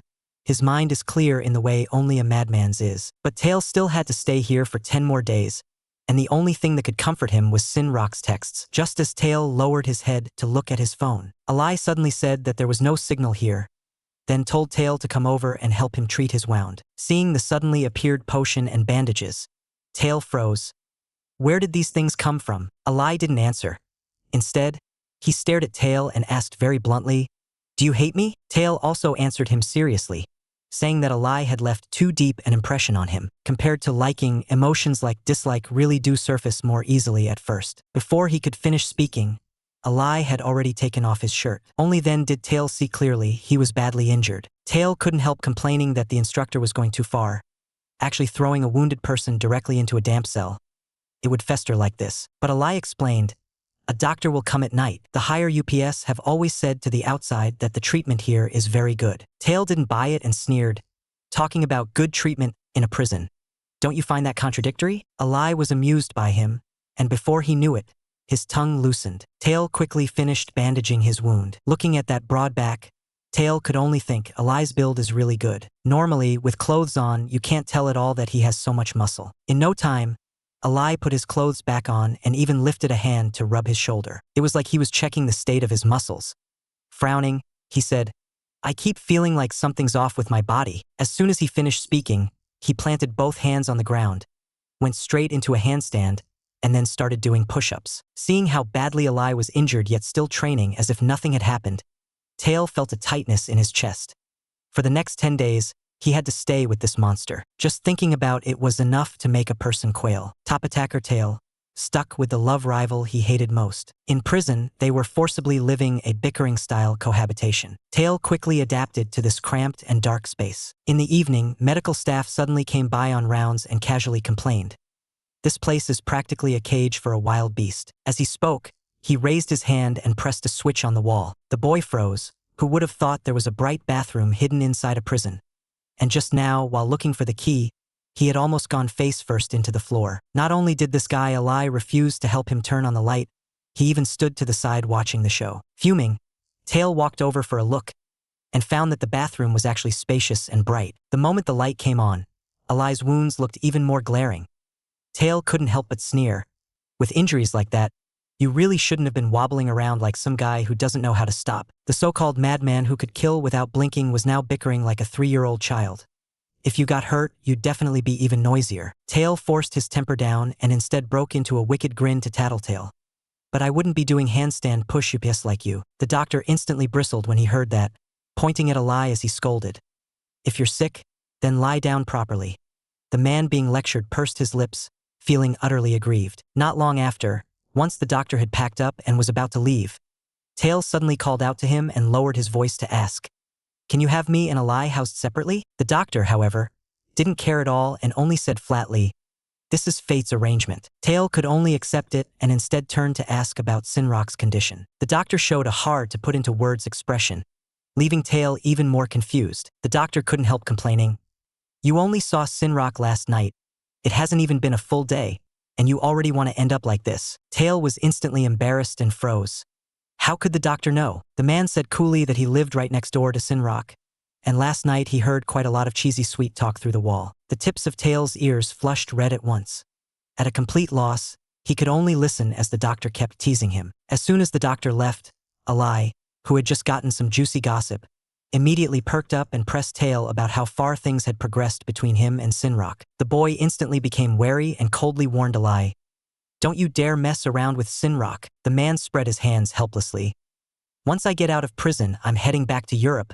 Where would I find the time to do anything?" When Taeil heard that, he felt the words did make sense, and the tight knot in his heart loosened a little. But when a beast is hunting, it never uses only one method. The boy was thrown into prison, and he ended up cellmates with that fierce love rival. What annoyed him even more was that this rival was excessively starved for affection and actually started to flirt with him.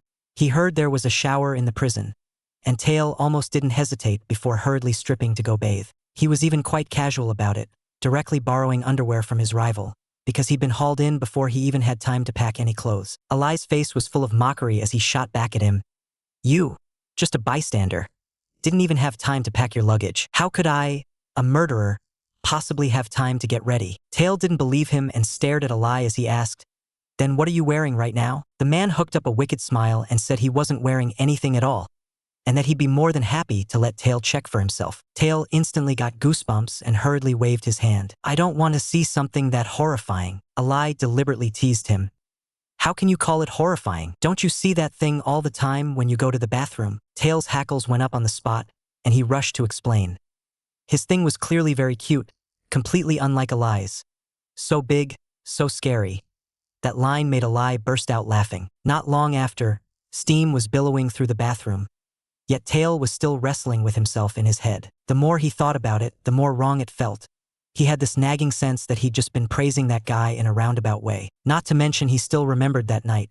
The man's movements were neat and efficient, his body drawn taut, every muscle packed with strength. Even as a fellow man, he felt himself tightening up under that oppressive presence. Although his own build couldn't compare to the fierce sense of presence Eli had, it wasn't bad enough to be called ugly. Taeil kept coaxing himself like that, and only under the scalding spray of water did his emotions slowly start to unwind. He even couldn't help sighing that life in prison wasn't so bad.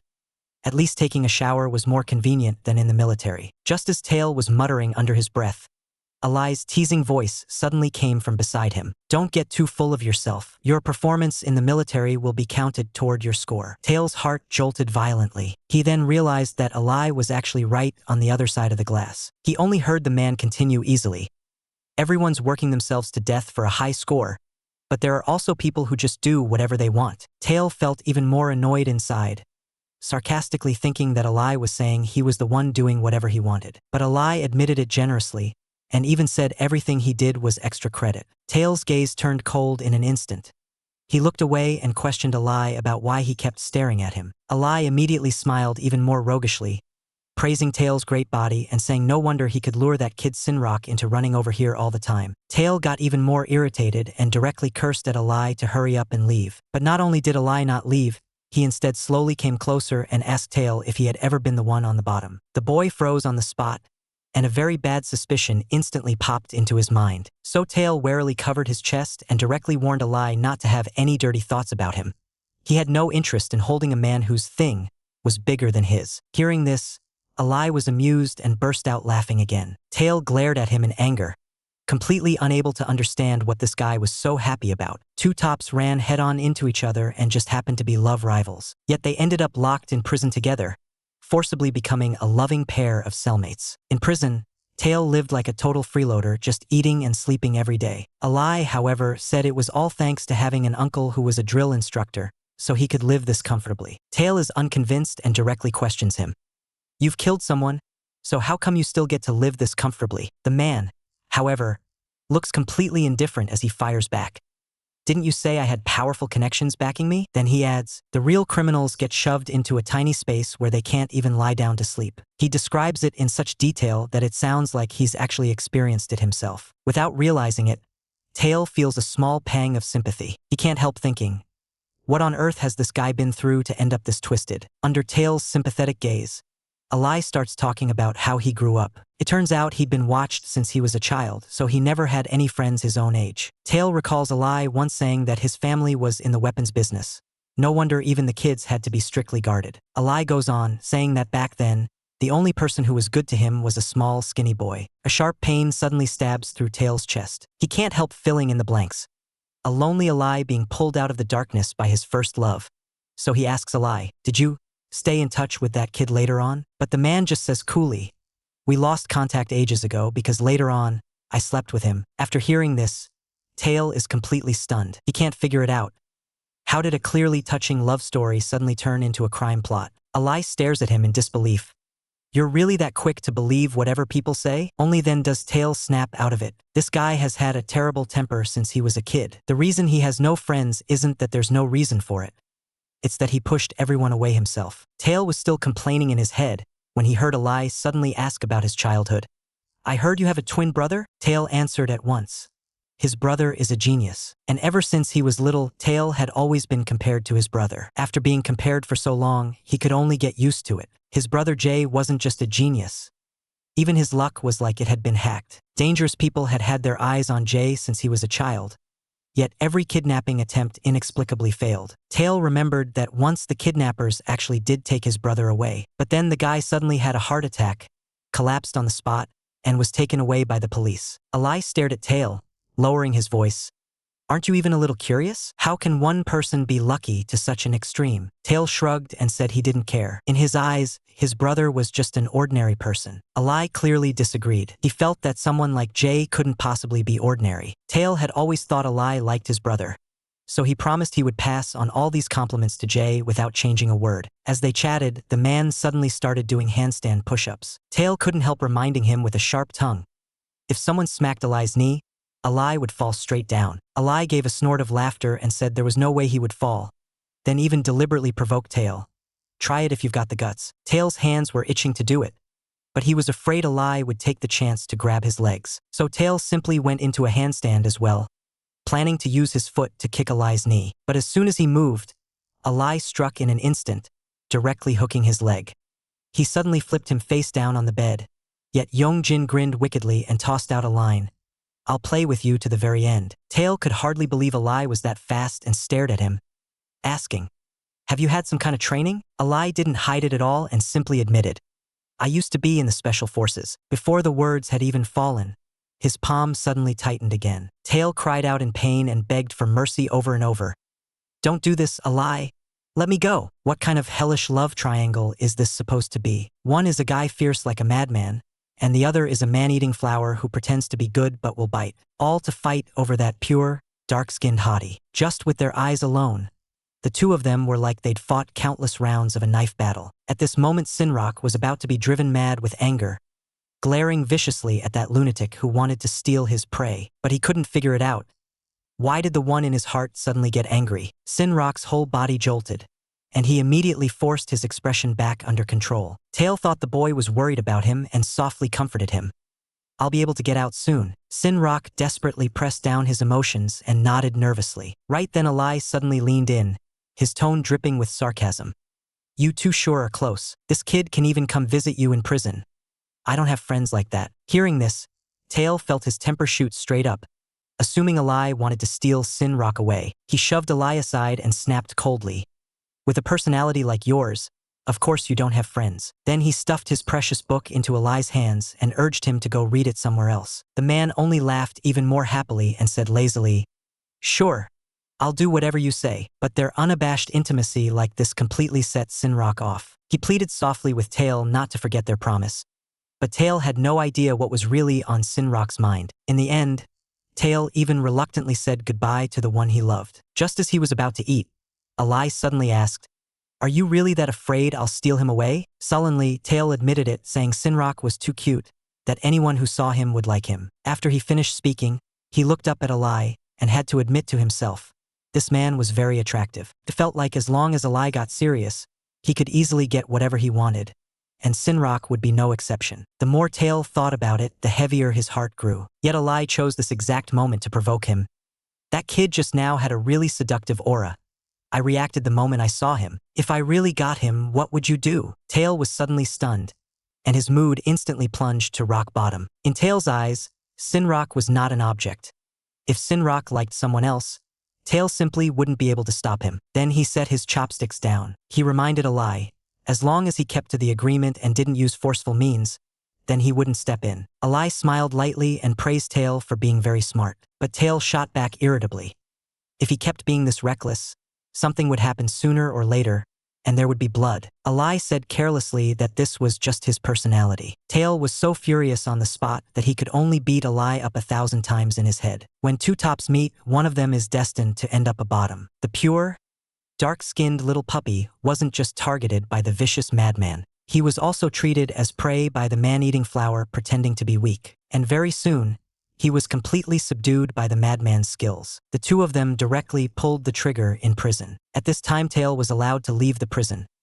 He looked back every few steps, thinking in his heart, "I finally don't have to see this annoying guy again." But Alai thought he couldn't bear to leave, so he even waved his hand as a farewell. The instructor immediately scolded Taeil on the spot.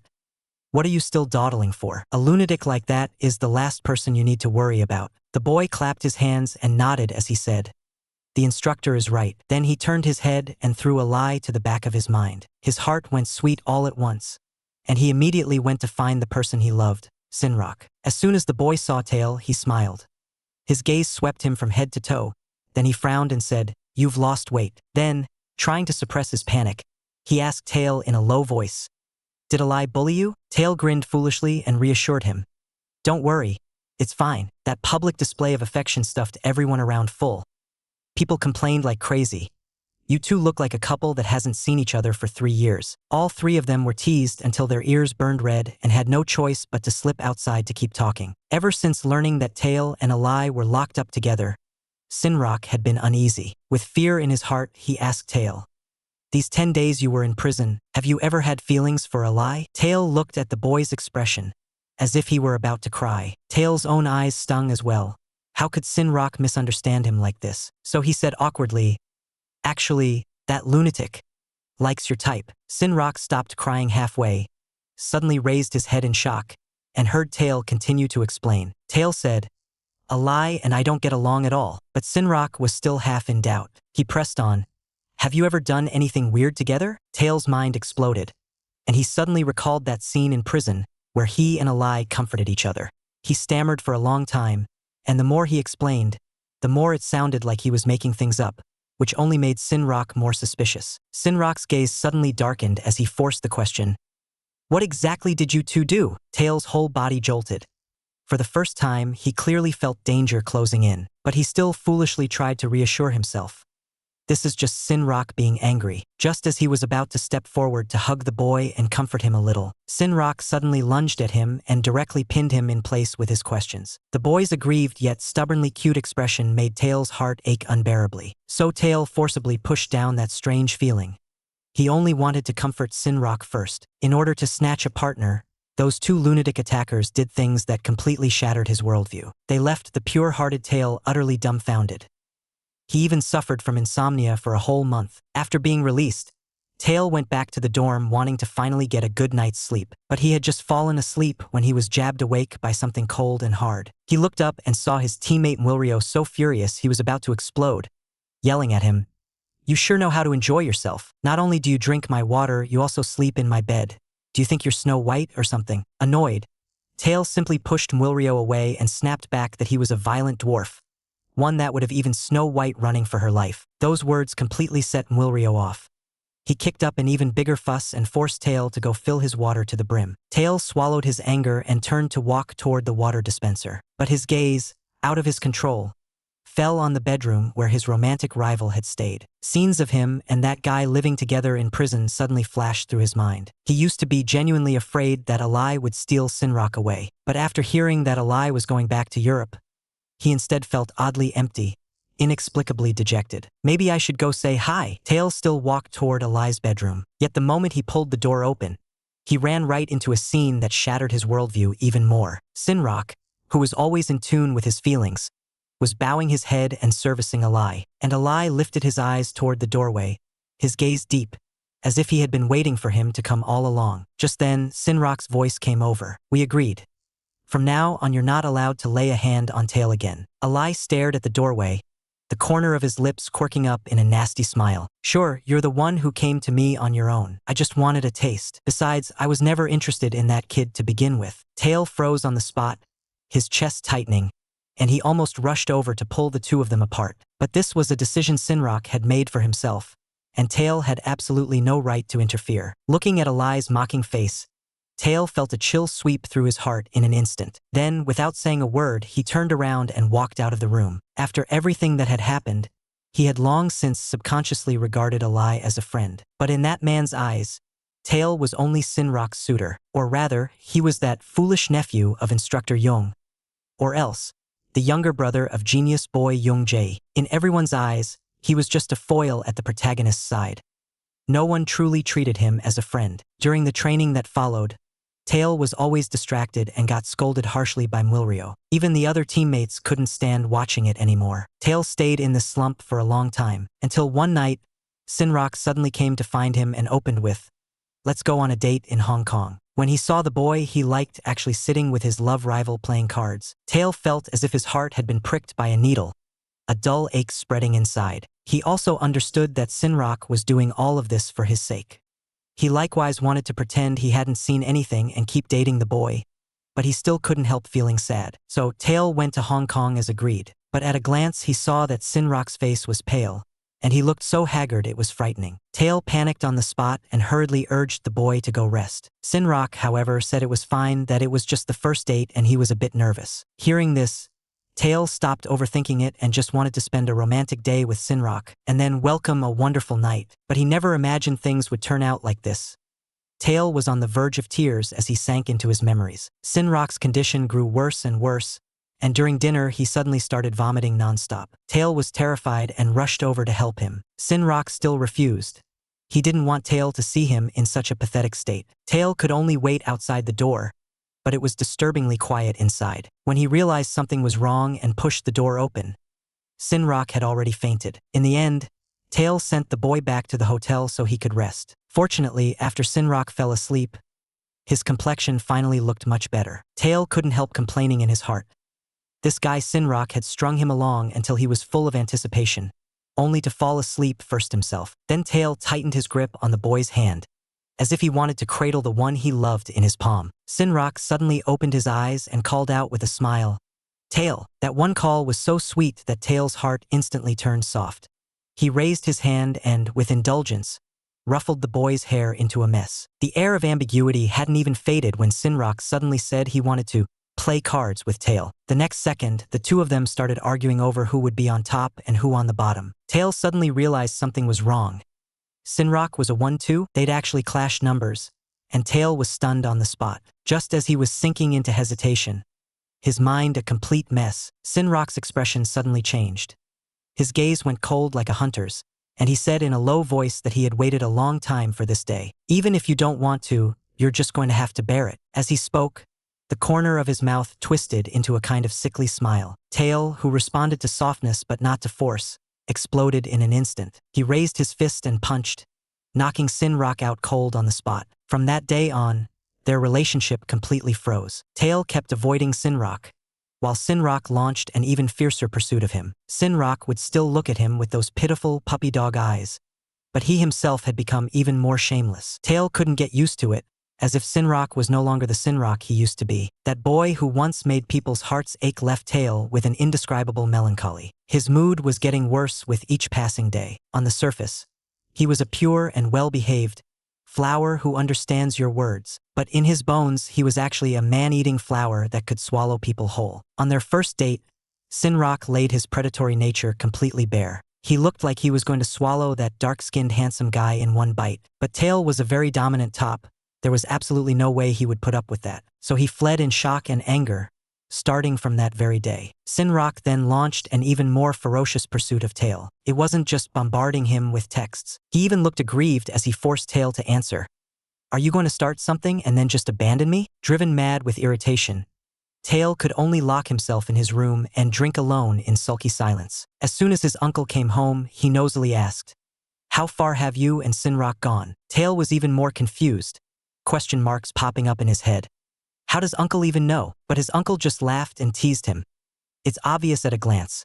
Sinrock is exactly your type, cute and well-behaved. Then his tone shifted and he added meaningfully, "But that kid has another side to him too." This sentence hit Taeil right in the heart, and he just listened as his uncle went on. Sinrock is the eldest young master of a prestigious family in Dragon Country, smart and with powerful backing. Taeil could only feel helpless. In his eyes, Sinrock's duality had nothing to do with his family background. This guy looks gentle and adorable, but he really does have a fierce, intimidating side that makes people shudder. Taeil was annoyed precisely because of this. He had been avoiding Sinrock for several days, but couldn't explain it to his uncle in such detail. In the end, with his uncle pushing and encouraging him, he still forced himself to walk out of the dorm. Around midnight, Taeil was woken up by the ringing of his phone and thought it was his older brother calling. But when he picked up, it was a low, careless male voice. He never would have imagined, even in his dreams, that his love rival would come looking for him. He heard the man ask with a laugh, "So, how far have you and Sinrock gotten now?" Taeil was instantly even more upset, and his mind flashed straight back to the scene of Alai and Sinrock pounding rice cakes together. Alai, however, didn't notice anything at all and was still eagerly trying to chat with Taeil about how it felt to eat tiak. "How did you feel after you ate it?" "I think that kid's flavor is nothing special." But Taeil thought the other man was showing off, and he exploded on the spot, roaring at Alai to shut up, then said coldly, "Sinrock won't see you again." This terrifying serial killer, feared by everyone, was actually stunned by Taeil's outburst. So he hurried to explain, saying he really had been very busy lately. When he finally had a breather and thought of Taeil, he immediately called to check in. But Taeil only got even angrier. He couldn't understand how Alai could steal away the person he loved and still smile at him so casually. A cold-blooded monster who killed without blinking. Yet it was as if he were falling in love for the first time. As long as the person he loved liked someone. Right now Alai was still excitedly telling Taeil. He said that he had already had a taste, and that the person Taeil liked didn't taste like much. Taeil simply took this as his love rival deliberately showing off. This annoying guy not only ate his beloved Sinrock, but even had to tell him his feelings about it to his face. Taeil immediately yelled furiously into the phone. He shouted Alai into a daze. Then the two of them each talked past the other, completely like chickens talking to ducks. Alai turned around and accused Taeil of why he was scolding him. "Obviously Sinrock was the one who came looking for me." Taeil coldly shot back at Alai. "You're up in the middle of the night not sleeping, just to come argue with me?" But Alai said with perfect self-assurance, "Because we're close friends." Taeil was dumbfounded on the spot. He only felt that Alai really was a lunatic. The two of them just kept chatting like that for a long time. Yet they didn't realize that their tone and pauses were exactly like a quarreling young couple. In the end Alai said that they would meet again. As soon as the words fell, he hung up directly. This sent a chill through Taeil's heart, giving him a very bad premonition. He had absolutely no desire to see this lunatic again. By dawn, Taeil walked into the camp with a dark, stormy face. His teammates wondered why he looked so haggard, and Taeil only said he'd gotten a prank call last night. Just as he was speaking, he saw Sinrock walking toward them. The boy's eyes lit up.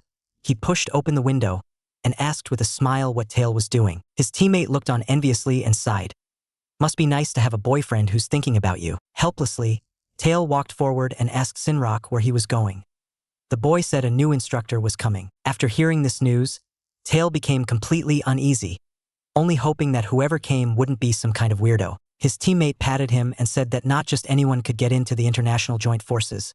Well, except for Taeil, who'd gotten in through the back door. His teammate was still grinning and joking around. Taeil shoved him away on the spot and urged Sinrock to hurry up and get to work. The boy lifted a sweet smile, as if reluctant to part, and slowly said goodbye to him. Taeil was instantly bewitched, his heart pounding without stopping, and the heart that had cooled down was warmed again. But the next second he could only sigh. He and Sinrock had clashing numbers. They were both number 1, and this really annoyed him. Just then, someone called out to him and told him to go to the instructor's office. Taeil recognized him at a glance as Guard Kong, the aide who always stayed by his uncle's side. Whenever this man showed up, it basically never meant anything good. Sure enough, the moment he entered the instructor's office, he heard that he was being appointed as a junior instructor and would assist the new instructor with training matters. The new instructor was the young master of an arms-dealing family, a lunatic who killed without batting an eye. Everyone hated him, but no one dared to provoke him. Yet the simple-minded Taeil could still hop around in front of him. So those old, scheming generals put their heads together. They simply sent Taeil to the killer's side to be his partner. After a few days, the military doctor was already exhausted to the point of falling apart. Meanwhile, Taeil kept sending more and more injured men to the infirmary. Ever since this madman Alai became an instructor, the soldiers had come to hate him to the extreme. Some soldiers couldn't hold back anymore and talked back to him in public. Alai seemed to have been waiting for this moment for a long time and immediately ordered them out to get some practice in. The result was that the infirmary was instantly packed to bursting. Taeil irritably looked at the room full of wounded people. He not only had to clean up Alai's mess, he also had to endure his teammates' hatred and be ostracized by them. He was almost being crushed by depression to the point he couldn't breathe. Just then, his boyfriend Sinrock walked over with a clearly unhappy face, frowning as he told him not to smoke so much. The moment he saw Sinrock, Taeil felt a sudden ache in his chest. He really hadn't seen Sinrock for a long time. He only heard Sinrock ask in a sarcastic tone, "I see you're always with Alai. You two get along pretty well, huh?" Taeil didn't think too much of it and only complained that he was about to be worn out lately. Sinrock lowered his head without saying anything, his eyes turning red, as if he were about to cry in the next second. Taeil suddenly felt even more wronged. Clearly, the one who should be crying was him. In the next second, Sinrock started sobbing, blaming Taeil for looking at him like that, as if he had done something wrong. Unfortunately, that was exactly what Taeil couldn't resist. His heart softened, and he immediately tried to soothe him and tell him not to cry. Sinrock kept his head down and slowly poured out his dissatisfaction. "Ever since that guy showed up, you've been glued to him, making me feel like the third wheel between you two." The words had barely left his mouth when he suddenly looked up and directly forced a kiss on him. Taeil's face flushed red in an instant, and he froze on the spot. Taeil 的眼泪一颗一颗往下掉，啪嗒啪嗒。Taeil panicked on the spot, his heartbeat going completely out of control. He hurriedly explained. It was only because of work that he had no choice but to follow behind Alai. But in his heart, the only one he liked was Sinrock. Hearing this confession, Sinrock finally stopped crying. He lifted his head and said he wanted to play cards with Taeil and take the final step. Taeil immediately hesitated, but he was also a number 1. Seeing Taeil's unwilling face, Sinrock only felt that the "I like you" from just now had been a complete lie. He glared fiercely at this heartless man, while Taeil only felt he was being wronged to death. The next second, Sinrock turned around and ran, and Taeil reached out his hand as if trying to grab onto something, shouting loudly for the one he loved. Yet he could only watch helplessly as their love completely collapsed. Taeil wanted to cry but couldn't shed any tears. He had no idea how things had come to this point. Taeil, who only wanted to lie flat and muddle through his days, was not only thrown straight into the troops for training by his uncle, but was also forcibly promoted to instructor within 2 months. On top of that, he had to assist a newly appointed drill officer. Taeil was almost so angry he could cry.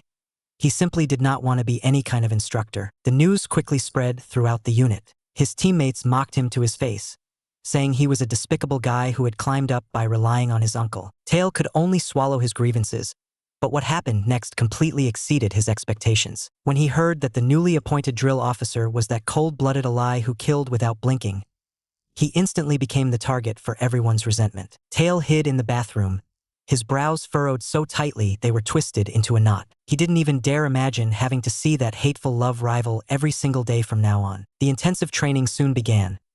Taeil put on his uniform perfectly neat and walked into the instructor's office. The shrewd, calculating department head stared at him and slowly asked, "Are you Young Jail's younger brother?" Taeil thought the department head just happened to know his older brother. But the other man suppressed a smile and pressed on, "Are you the legendary auspicious deity?" That left Taeil even more confused. Because in Indian mythology, the auspicious deity is a god who brings wealth and prosperity. What on earth did that have to do with him? Just as he was about to figure it out, the instructors walked in one after another. Everyone quickly formed up in line, and time soon ticked to 9 o'clock. The main door was pushed open again, and in walked Alai in uniform, looking calm and at ease. The air seemed to drop a degree in an instant.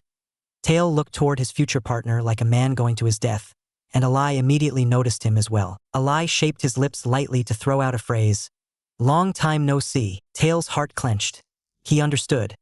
Those words were definitely not just a casual greeting. Then Alai calmly greeted the department head. Taeil's gaze stayed fixed on him without shifting for a second, while in his head echoed the words this man had once said. Because he hated the feel of blood, Alai always wore gloves. Sensing the gaze on his back, Alai's lips curved, and he gave a faint smile. He then turned around and directly asked Taeil, "Do you like my hands that much?" Called out in public by his love rival, Taeil flared up on the spot. He commented coldly, "Your hands are covered in blood.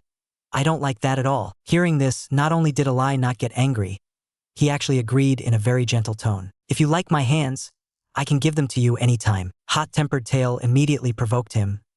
"Then give me those gloves. They'd be nice to look at." No one expected Alai to take off his gloves at once and hand them straight to Taeil. Everyone around was stunned and all turned to look at this scene. Sinrock's face turned ashen, his jealousy almost impossible to hide. Taeil's uncle, however, gave a meaningful smile at this moment. After he became an inseparable partner with that madman who kills without batting an eye, Taeil was treated as a traitor by his teammates and directly ostracized. Even the person he loved accused him of being indecisive. Taeil couldn't help sighing in his heart.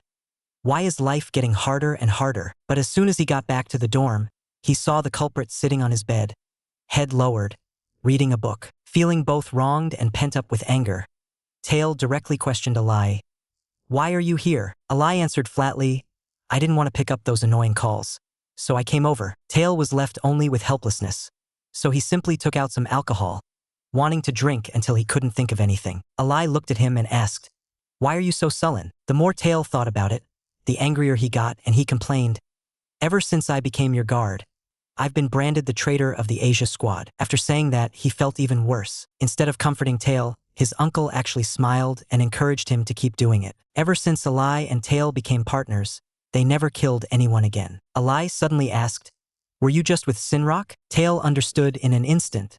This guy had overheard his conversation with Sinrock. The man immediately grew interested. "You two are moving so fast.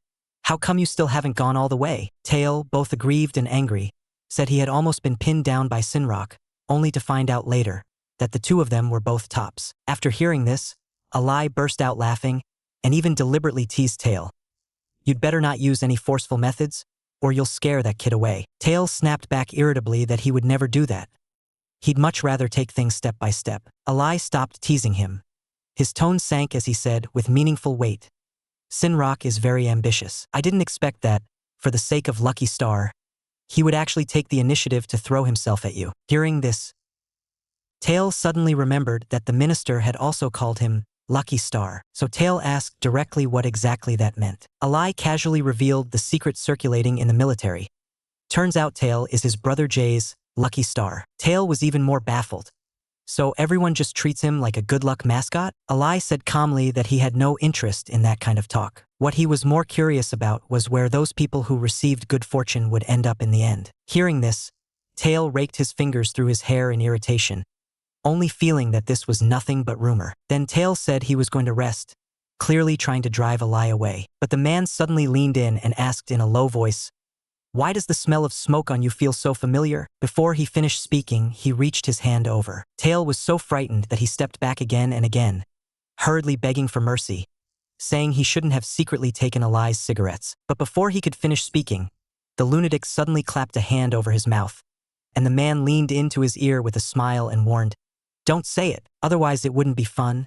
And besides, he just happened to want a reason to go play cards." Taeil's eyes suddenly went wide, and only then did he understand what Alai actually came here to do. The pure, naive boy had just been shaken off by his crush a second ago. The next second, he was completely devoured by his love rival. At this moment, Taeil's brain practically crashed on the spot. That love rival who killed without batting an eye even confessed, saying he often dreamed of him in Europe. The scenes of them playing cards in prison were described by him as if they were good buddies playing Battlefield together. The more Taeil listened, the more wrong it sounded.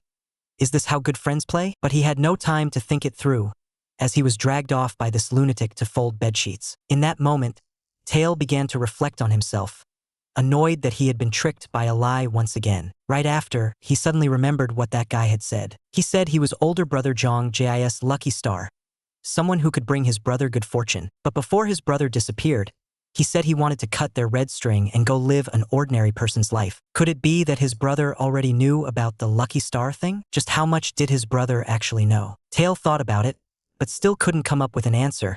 And it was just then, as he was walking back toward the dormitory, he ran head-on into the person he liked, Sinrock. There was obvious hurt and sadness in the boy's eyes, which made Taeil's heart soften. So he went up like a total pushover, saying he wanted to help Sinrock carry the boxes. The boy rejected him outright, saying that this bit of weight was nothing. Besides, I was admitted to the joint forces with the top score.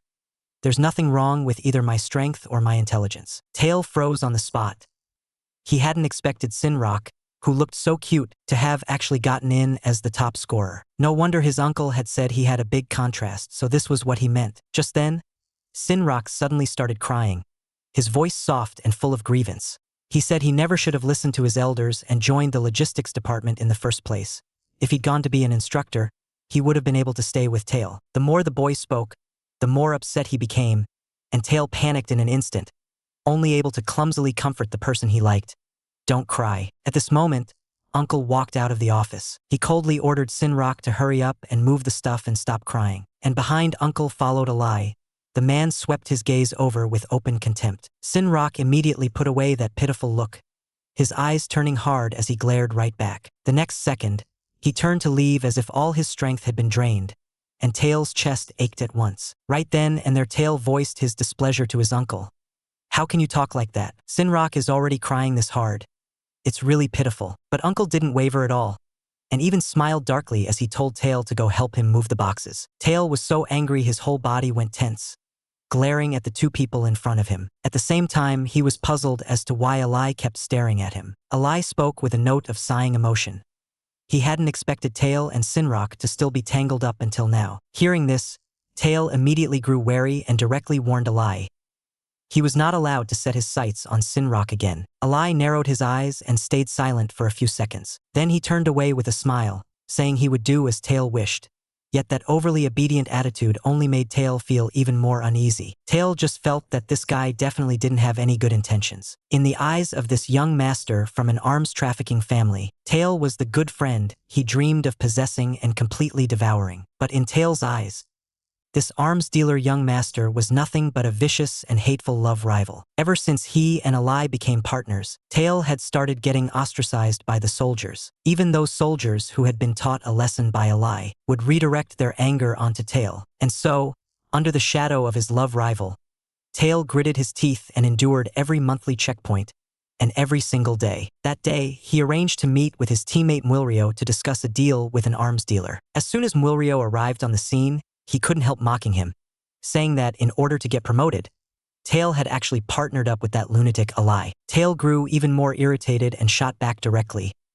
"I've explained it so many times, I was forced into it." But Muilryo's face darkened, and he scolded him in return for trying to deceive them, because even the negotiation venue was chosen by Taeil to be at the place where Alai works. Hearing this, Taeil was stunned.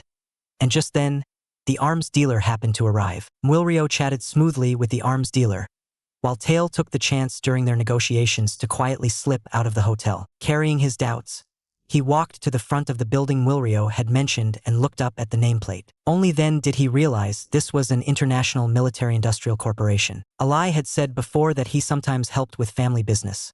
Now it seemed he was very likely managing operations at a branch office. But how would Mwilryo know that? Taeil muttered under his breath as he rummaged around for something. Just then, as if someone had read his mind, a cigarette was handed to him from behind. The boy was startled and turned around. He saw Alai watching him with a slight smile at the corner of his lips. Alai even deliberately asked, "Did you come here specifically to look for me?" Taeil gave a short, mocking laugh and pretended not to care. "I just happened to be passing by." The man calmly put away the cigarette case. That handsome yet restrained face made Taeil's gaze pause for a moment. Taeil griped inwardly. This guy looks like a model in a suit, while I look like a bodyguard when I wear one. He still couldn't help saying, "Dressed like this, you really look like an office worker." Hearing the compliment in that line, Alai's eyes lit up, and he said he wanted to buy Taeil a nice suit as well. Taeil immediately explained that wasn't what he meant, then couldn't help happily adding, "If you really insist on buying it, then I won't stop you." Alai handed the lighter over and casually lit Taeil's cigarette for him. Taeil froze for a moment, feeling that something was a bit off, but didn't think much of it. Then Alai suddenly smiled and teased him, saying that his face was covered in injuries, and he was no longer fit to be seen in public. That sentence made Taeil so angry he practically jumped up and down. But Taeil didn't realize that his emotions had long since been sent swinging up and down by this man. With three tops crashing together, at least one of them has to be the bottom. Pure-hearted big boy Taeil had caught the eye of two lunatic tops, and the least human-looking of them, that handsome white-haired guy, actually said he wanted to have a suit custom-made for Taeil. He was even very patient, staying with him while he tried on every single set. When Taeil's uncle heard about it, he was utterly shocked. Alai is ruthless when it comes to spending money, but he has always been like a monster moving around alone, and it's like there are no normal human thoughts or feelings in his head. How could he possibly give someone clothes? Taeil, however, narcissistically felt, this must be a birthday present from Alai to him, and since the guy had gone this far, Taeil didn't find Alai quite so annoying anymore. Just as he was thinking that, the person he had a crush on suddenly appeared in front of him. Sinrock. Sinrock crouched down and asked Taeil why he was here. Taeil said he had just come out to get some air. Sinrock looked sullen and unhappy. Taeil felt a little heartache, but at the same time a vague sense of wrongness welled up inside him. Sinrock was silent for a few seconds, then suddenly started tearfully complaining with reddened eyes. "Every time I see you standing next to Alai, it really hurts me. If only I could quit the joint forces, I would take responsibility for you." As he spoke, he raised his hand and gently brushed Taeil's face. Taeil's eyes flew wide open, and his whole mind plunged into thought. He hadn't wanted to stay here in the first place. Once he left, he would be able to be with Sinrock. But what had happened a few days ago had already made Taeil deeply uncomfortable. So Taeil shook off Sinrock's hand directly. Without beating around the bush, he asked the boy outright, "Why did you go looking for Alai to play cards?" Sinrock's face instantly went deathly pale. He hadn't expected Taeil to know that he and Alai had done that thing. Panicking, he stammered an explanation. "I only did it because I didn't want someone else to take you away from me. I won't do it again." As he spoke, however, he only gripped tighter, clamping down hard on Taeil's arm. That sudden force gave Taeil a start. He hadn't realized Sinrock was this strong. The next second, the boy broke down in wounded desperation, crying as he asked, "Hyung, do you hate me now?" Taeil shook his head almost without hesitation. He didn't hate Sinrock, but a barrier had already formed in his heart. Yet Sinrock couldn't see Taeil's wavering, and just as he was about to keep confessing, Alai suddenly slid open the window, his tone lazy, but each word sharper than the last. "Don't waste your time, because Taeil's good luck will never go to you. It will only go to his older brother, Jong Ji." Sinrock was detonated on the spot, gritting his teeth as he recited Alai's name, hissing like a viper pressed to the ground. Taeil turned back in confusion, but the next second he was chilled with shock. He saw Sinrock's true face. The boy's expression was dark, his gaze like it was laced with poison, staring fixedly at Alai. That seemingly pitiful, doe-eyed little green tea was actually a mad, unhinged top wrapped in a soft shell, specialized in dragging people into traps. In that moment, he pulled out every trick he had, just wanting to lure his prey into eloping with him. Taeil was coaxed until his head was spinning, his consciousness on the verge of slipping, when the young master of the warlord clan suddenly yanked open the window, still wearing that careless look, and coldly reminded Sinrock not to waste his efforts, because Taeil's good luck will only ever be shared with his older brother, Jong Jae. Sinrock's face changed in an instant, his eyes turning cold and sinister, fixing on the newcomer like a venomous snake. Taeil was frightened by the way he looked, his heart sinking. This boy had suddenly become very unfamiliar. Then Sinrock stood up, his tone impatient, and directly asked Alai why he was here. Alai said he had only come to smoke a cigarette, but ended up listening to a love story along the way. Sinrock clenched his teeth, wishing he could tear apart this lunatic who was fighting him for his prey, right then and there. But before he could react, Alai just kept pressing down, directly tearing away his true face. The investigation report stated everything clearly. Zhang Taeil's good fortune would only ever be distributed to his older brother. So you got close to Taeil because you wanted to confirm it one more time, didn't you? As soon as this sentence fell, Taeil's heart suddenly sank, and he immediately began to suspect that Sinrock might have had another motive for approaching him. Sinrock's eyes widened, his whole body flustered, anxiously wanting to explain. But Taeil cut him off first, coldly asking when he had heard about auspicious sky. The boy's face went ashen, and after hesitating, he still told the truth. It turned out that on the second day after Taeil arrived at the unit, Sinrock had already learned about auspicious sky, and the family had also told him to seize the opportunity. Sinrock hung his head, his voice trembling as if he were about to cry. He explained in a low voice, "But I want to be with you. It really isn't because of that." Taeil only felt a tightness in his chest, a suffocating pressure surging up. He couldn't bring himself to believe Sinrock's words. He turned his head to question Alai, asking why he kept provoking them again and again, when they had clearly agreed that Alai could no longer lay a hand on Sinrock. Alai held a cigarette between his lips and replied lazily that he hadn't laid a hand on Sinrock. Hearing this, Sinrock's anger finally boiled over. He clenched his teeth and forced Alai to say why he had broken their agreement. "I told you not to mess with Taeil, and you agreed back then." Alai took 2 drags of his cigarette and awkwardly said that he hadn't provoked Taeil at all. No sooner had he finished speaking than Taeil glared at him furiously and snapped that he was lying through his teeth. Alai immediately spat out the cigarette and simply admitted, "It's just that seeing the way Taeil glares at me is so cute that I wanted to mess with you one more time." Before the words had even fallen, he suddenly grabbed Taeil by the collar and kissed him. The pure-hearted big boy Taeil was once again pushed into a living hell. On one side was the pitifully fragile green tea top, and on the other side the fierce and domineering official top, the two of them exploding into a quarrel on the spot. Alai was still marveling that Taeil's bristling look was so cute that it made him want to bully him. After saying that, he casually flicked away the cigarette butt, and Taeil was so angered by this uncivilized move that he burst out in rage. He rushed forward, trying to stamp out the cigarette butt, but the next second, the man suddenly yanked him by the collar and kissed him directly. Watching this scene, the fury in Sinrock's heart instantly shot to the limit. Taeil only felt that Alai was playing him, and in a rage he swung his fist to hit him. Alai merely curled his lips, as if he had gotten his way, and easily dodged. Taeil's chest burned, and he immediately understood. This guy had already calculated that he would take a swing. Just then, Sinrock grabbed Alai by the collar and raised his hand, about to slam a heavy punch into him. Alai, however, looked up at him with contempt, as if he had been waiting a long time. Staring at the two of them, Taeil clearly felt danger closing in on him for the first time. He had long since noticed that Alai's eyes were hiding a thick killing intent. When Sinrock swung his fist, wanting to go head-to-head with this murderer, Taeil suddenly reached out and grabbed Sinrock's wrist in a death grip. Sinrock froze on the spot, completely unable to understand why Taeil stopped him. But Taeil snapped back at him.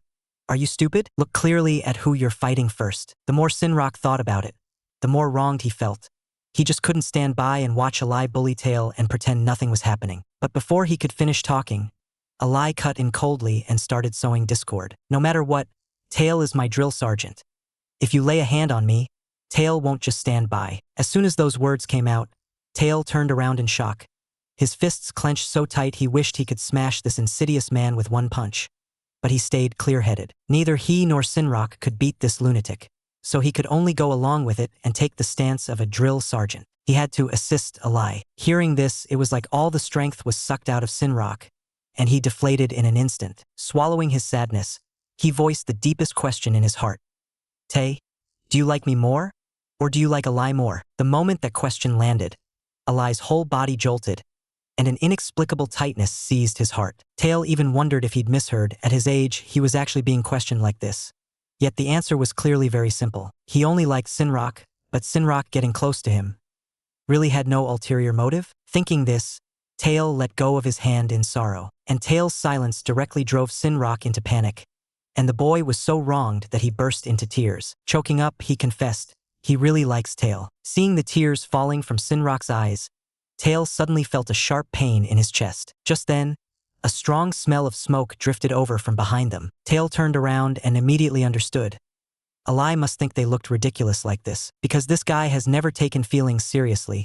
That's exactly why he's so loathsome. The brutal instructor personally destroyed his subordinate's romance. He also made the pure-hearted Taeil see, for the first time, the true face of the green tea-top. So the boy who had seemed delicate and pitiful was actually ruthless and very ambitious at his core. He got into a relationship with Taeil with an agenda right from the start. After learning about this, Taeil felt completely hollowed out, as miserable as if he had just gone through a breakup. Yet instructor Alai didn't show a shred of sympathy. He would even beat the trainees at the drop of a hat, pressing Taeil down so hard he could barely breathe. Even if Taeil wanted to step in and talk him down, this lunatic who didn't distinguish between friend and foe would send him flying with a single punch. It happened just as they had finished sending off the wounded and were about to go eat. 3 buckets of dirty water suddenly came crashing down from the sky, soaking Taeil to the bone with icy chill. From the second floor came a cold laugh, saying Taeil was truly a good subordinate, even willing to take the dousing for his instructor. With that, the person leaped straight off the terrace. When the man landed, he fixed Alai with a gloomy stare, as if he and Alai had become mortal enemies. Taeil flared up on the spot and snapped back.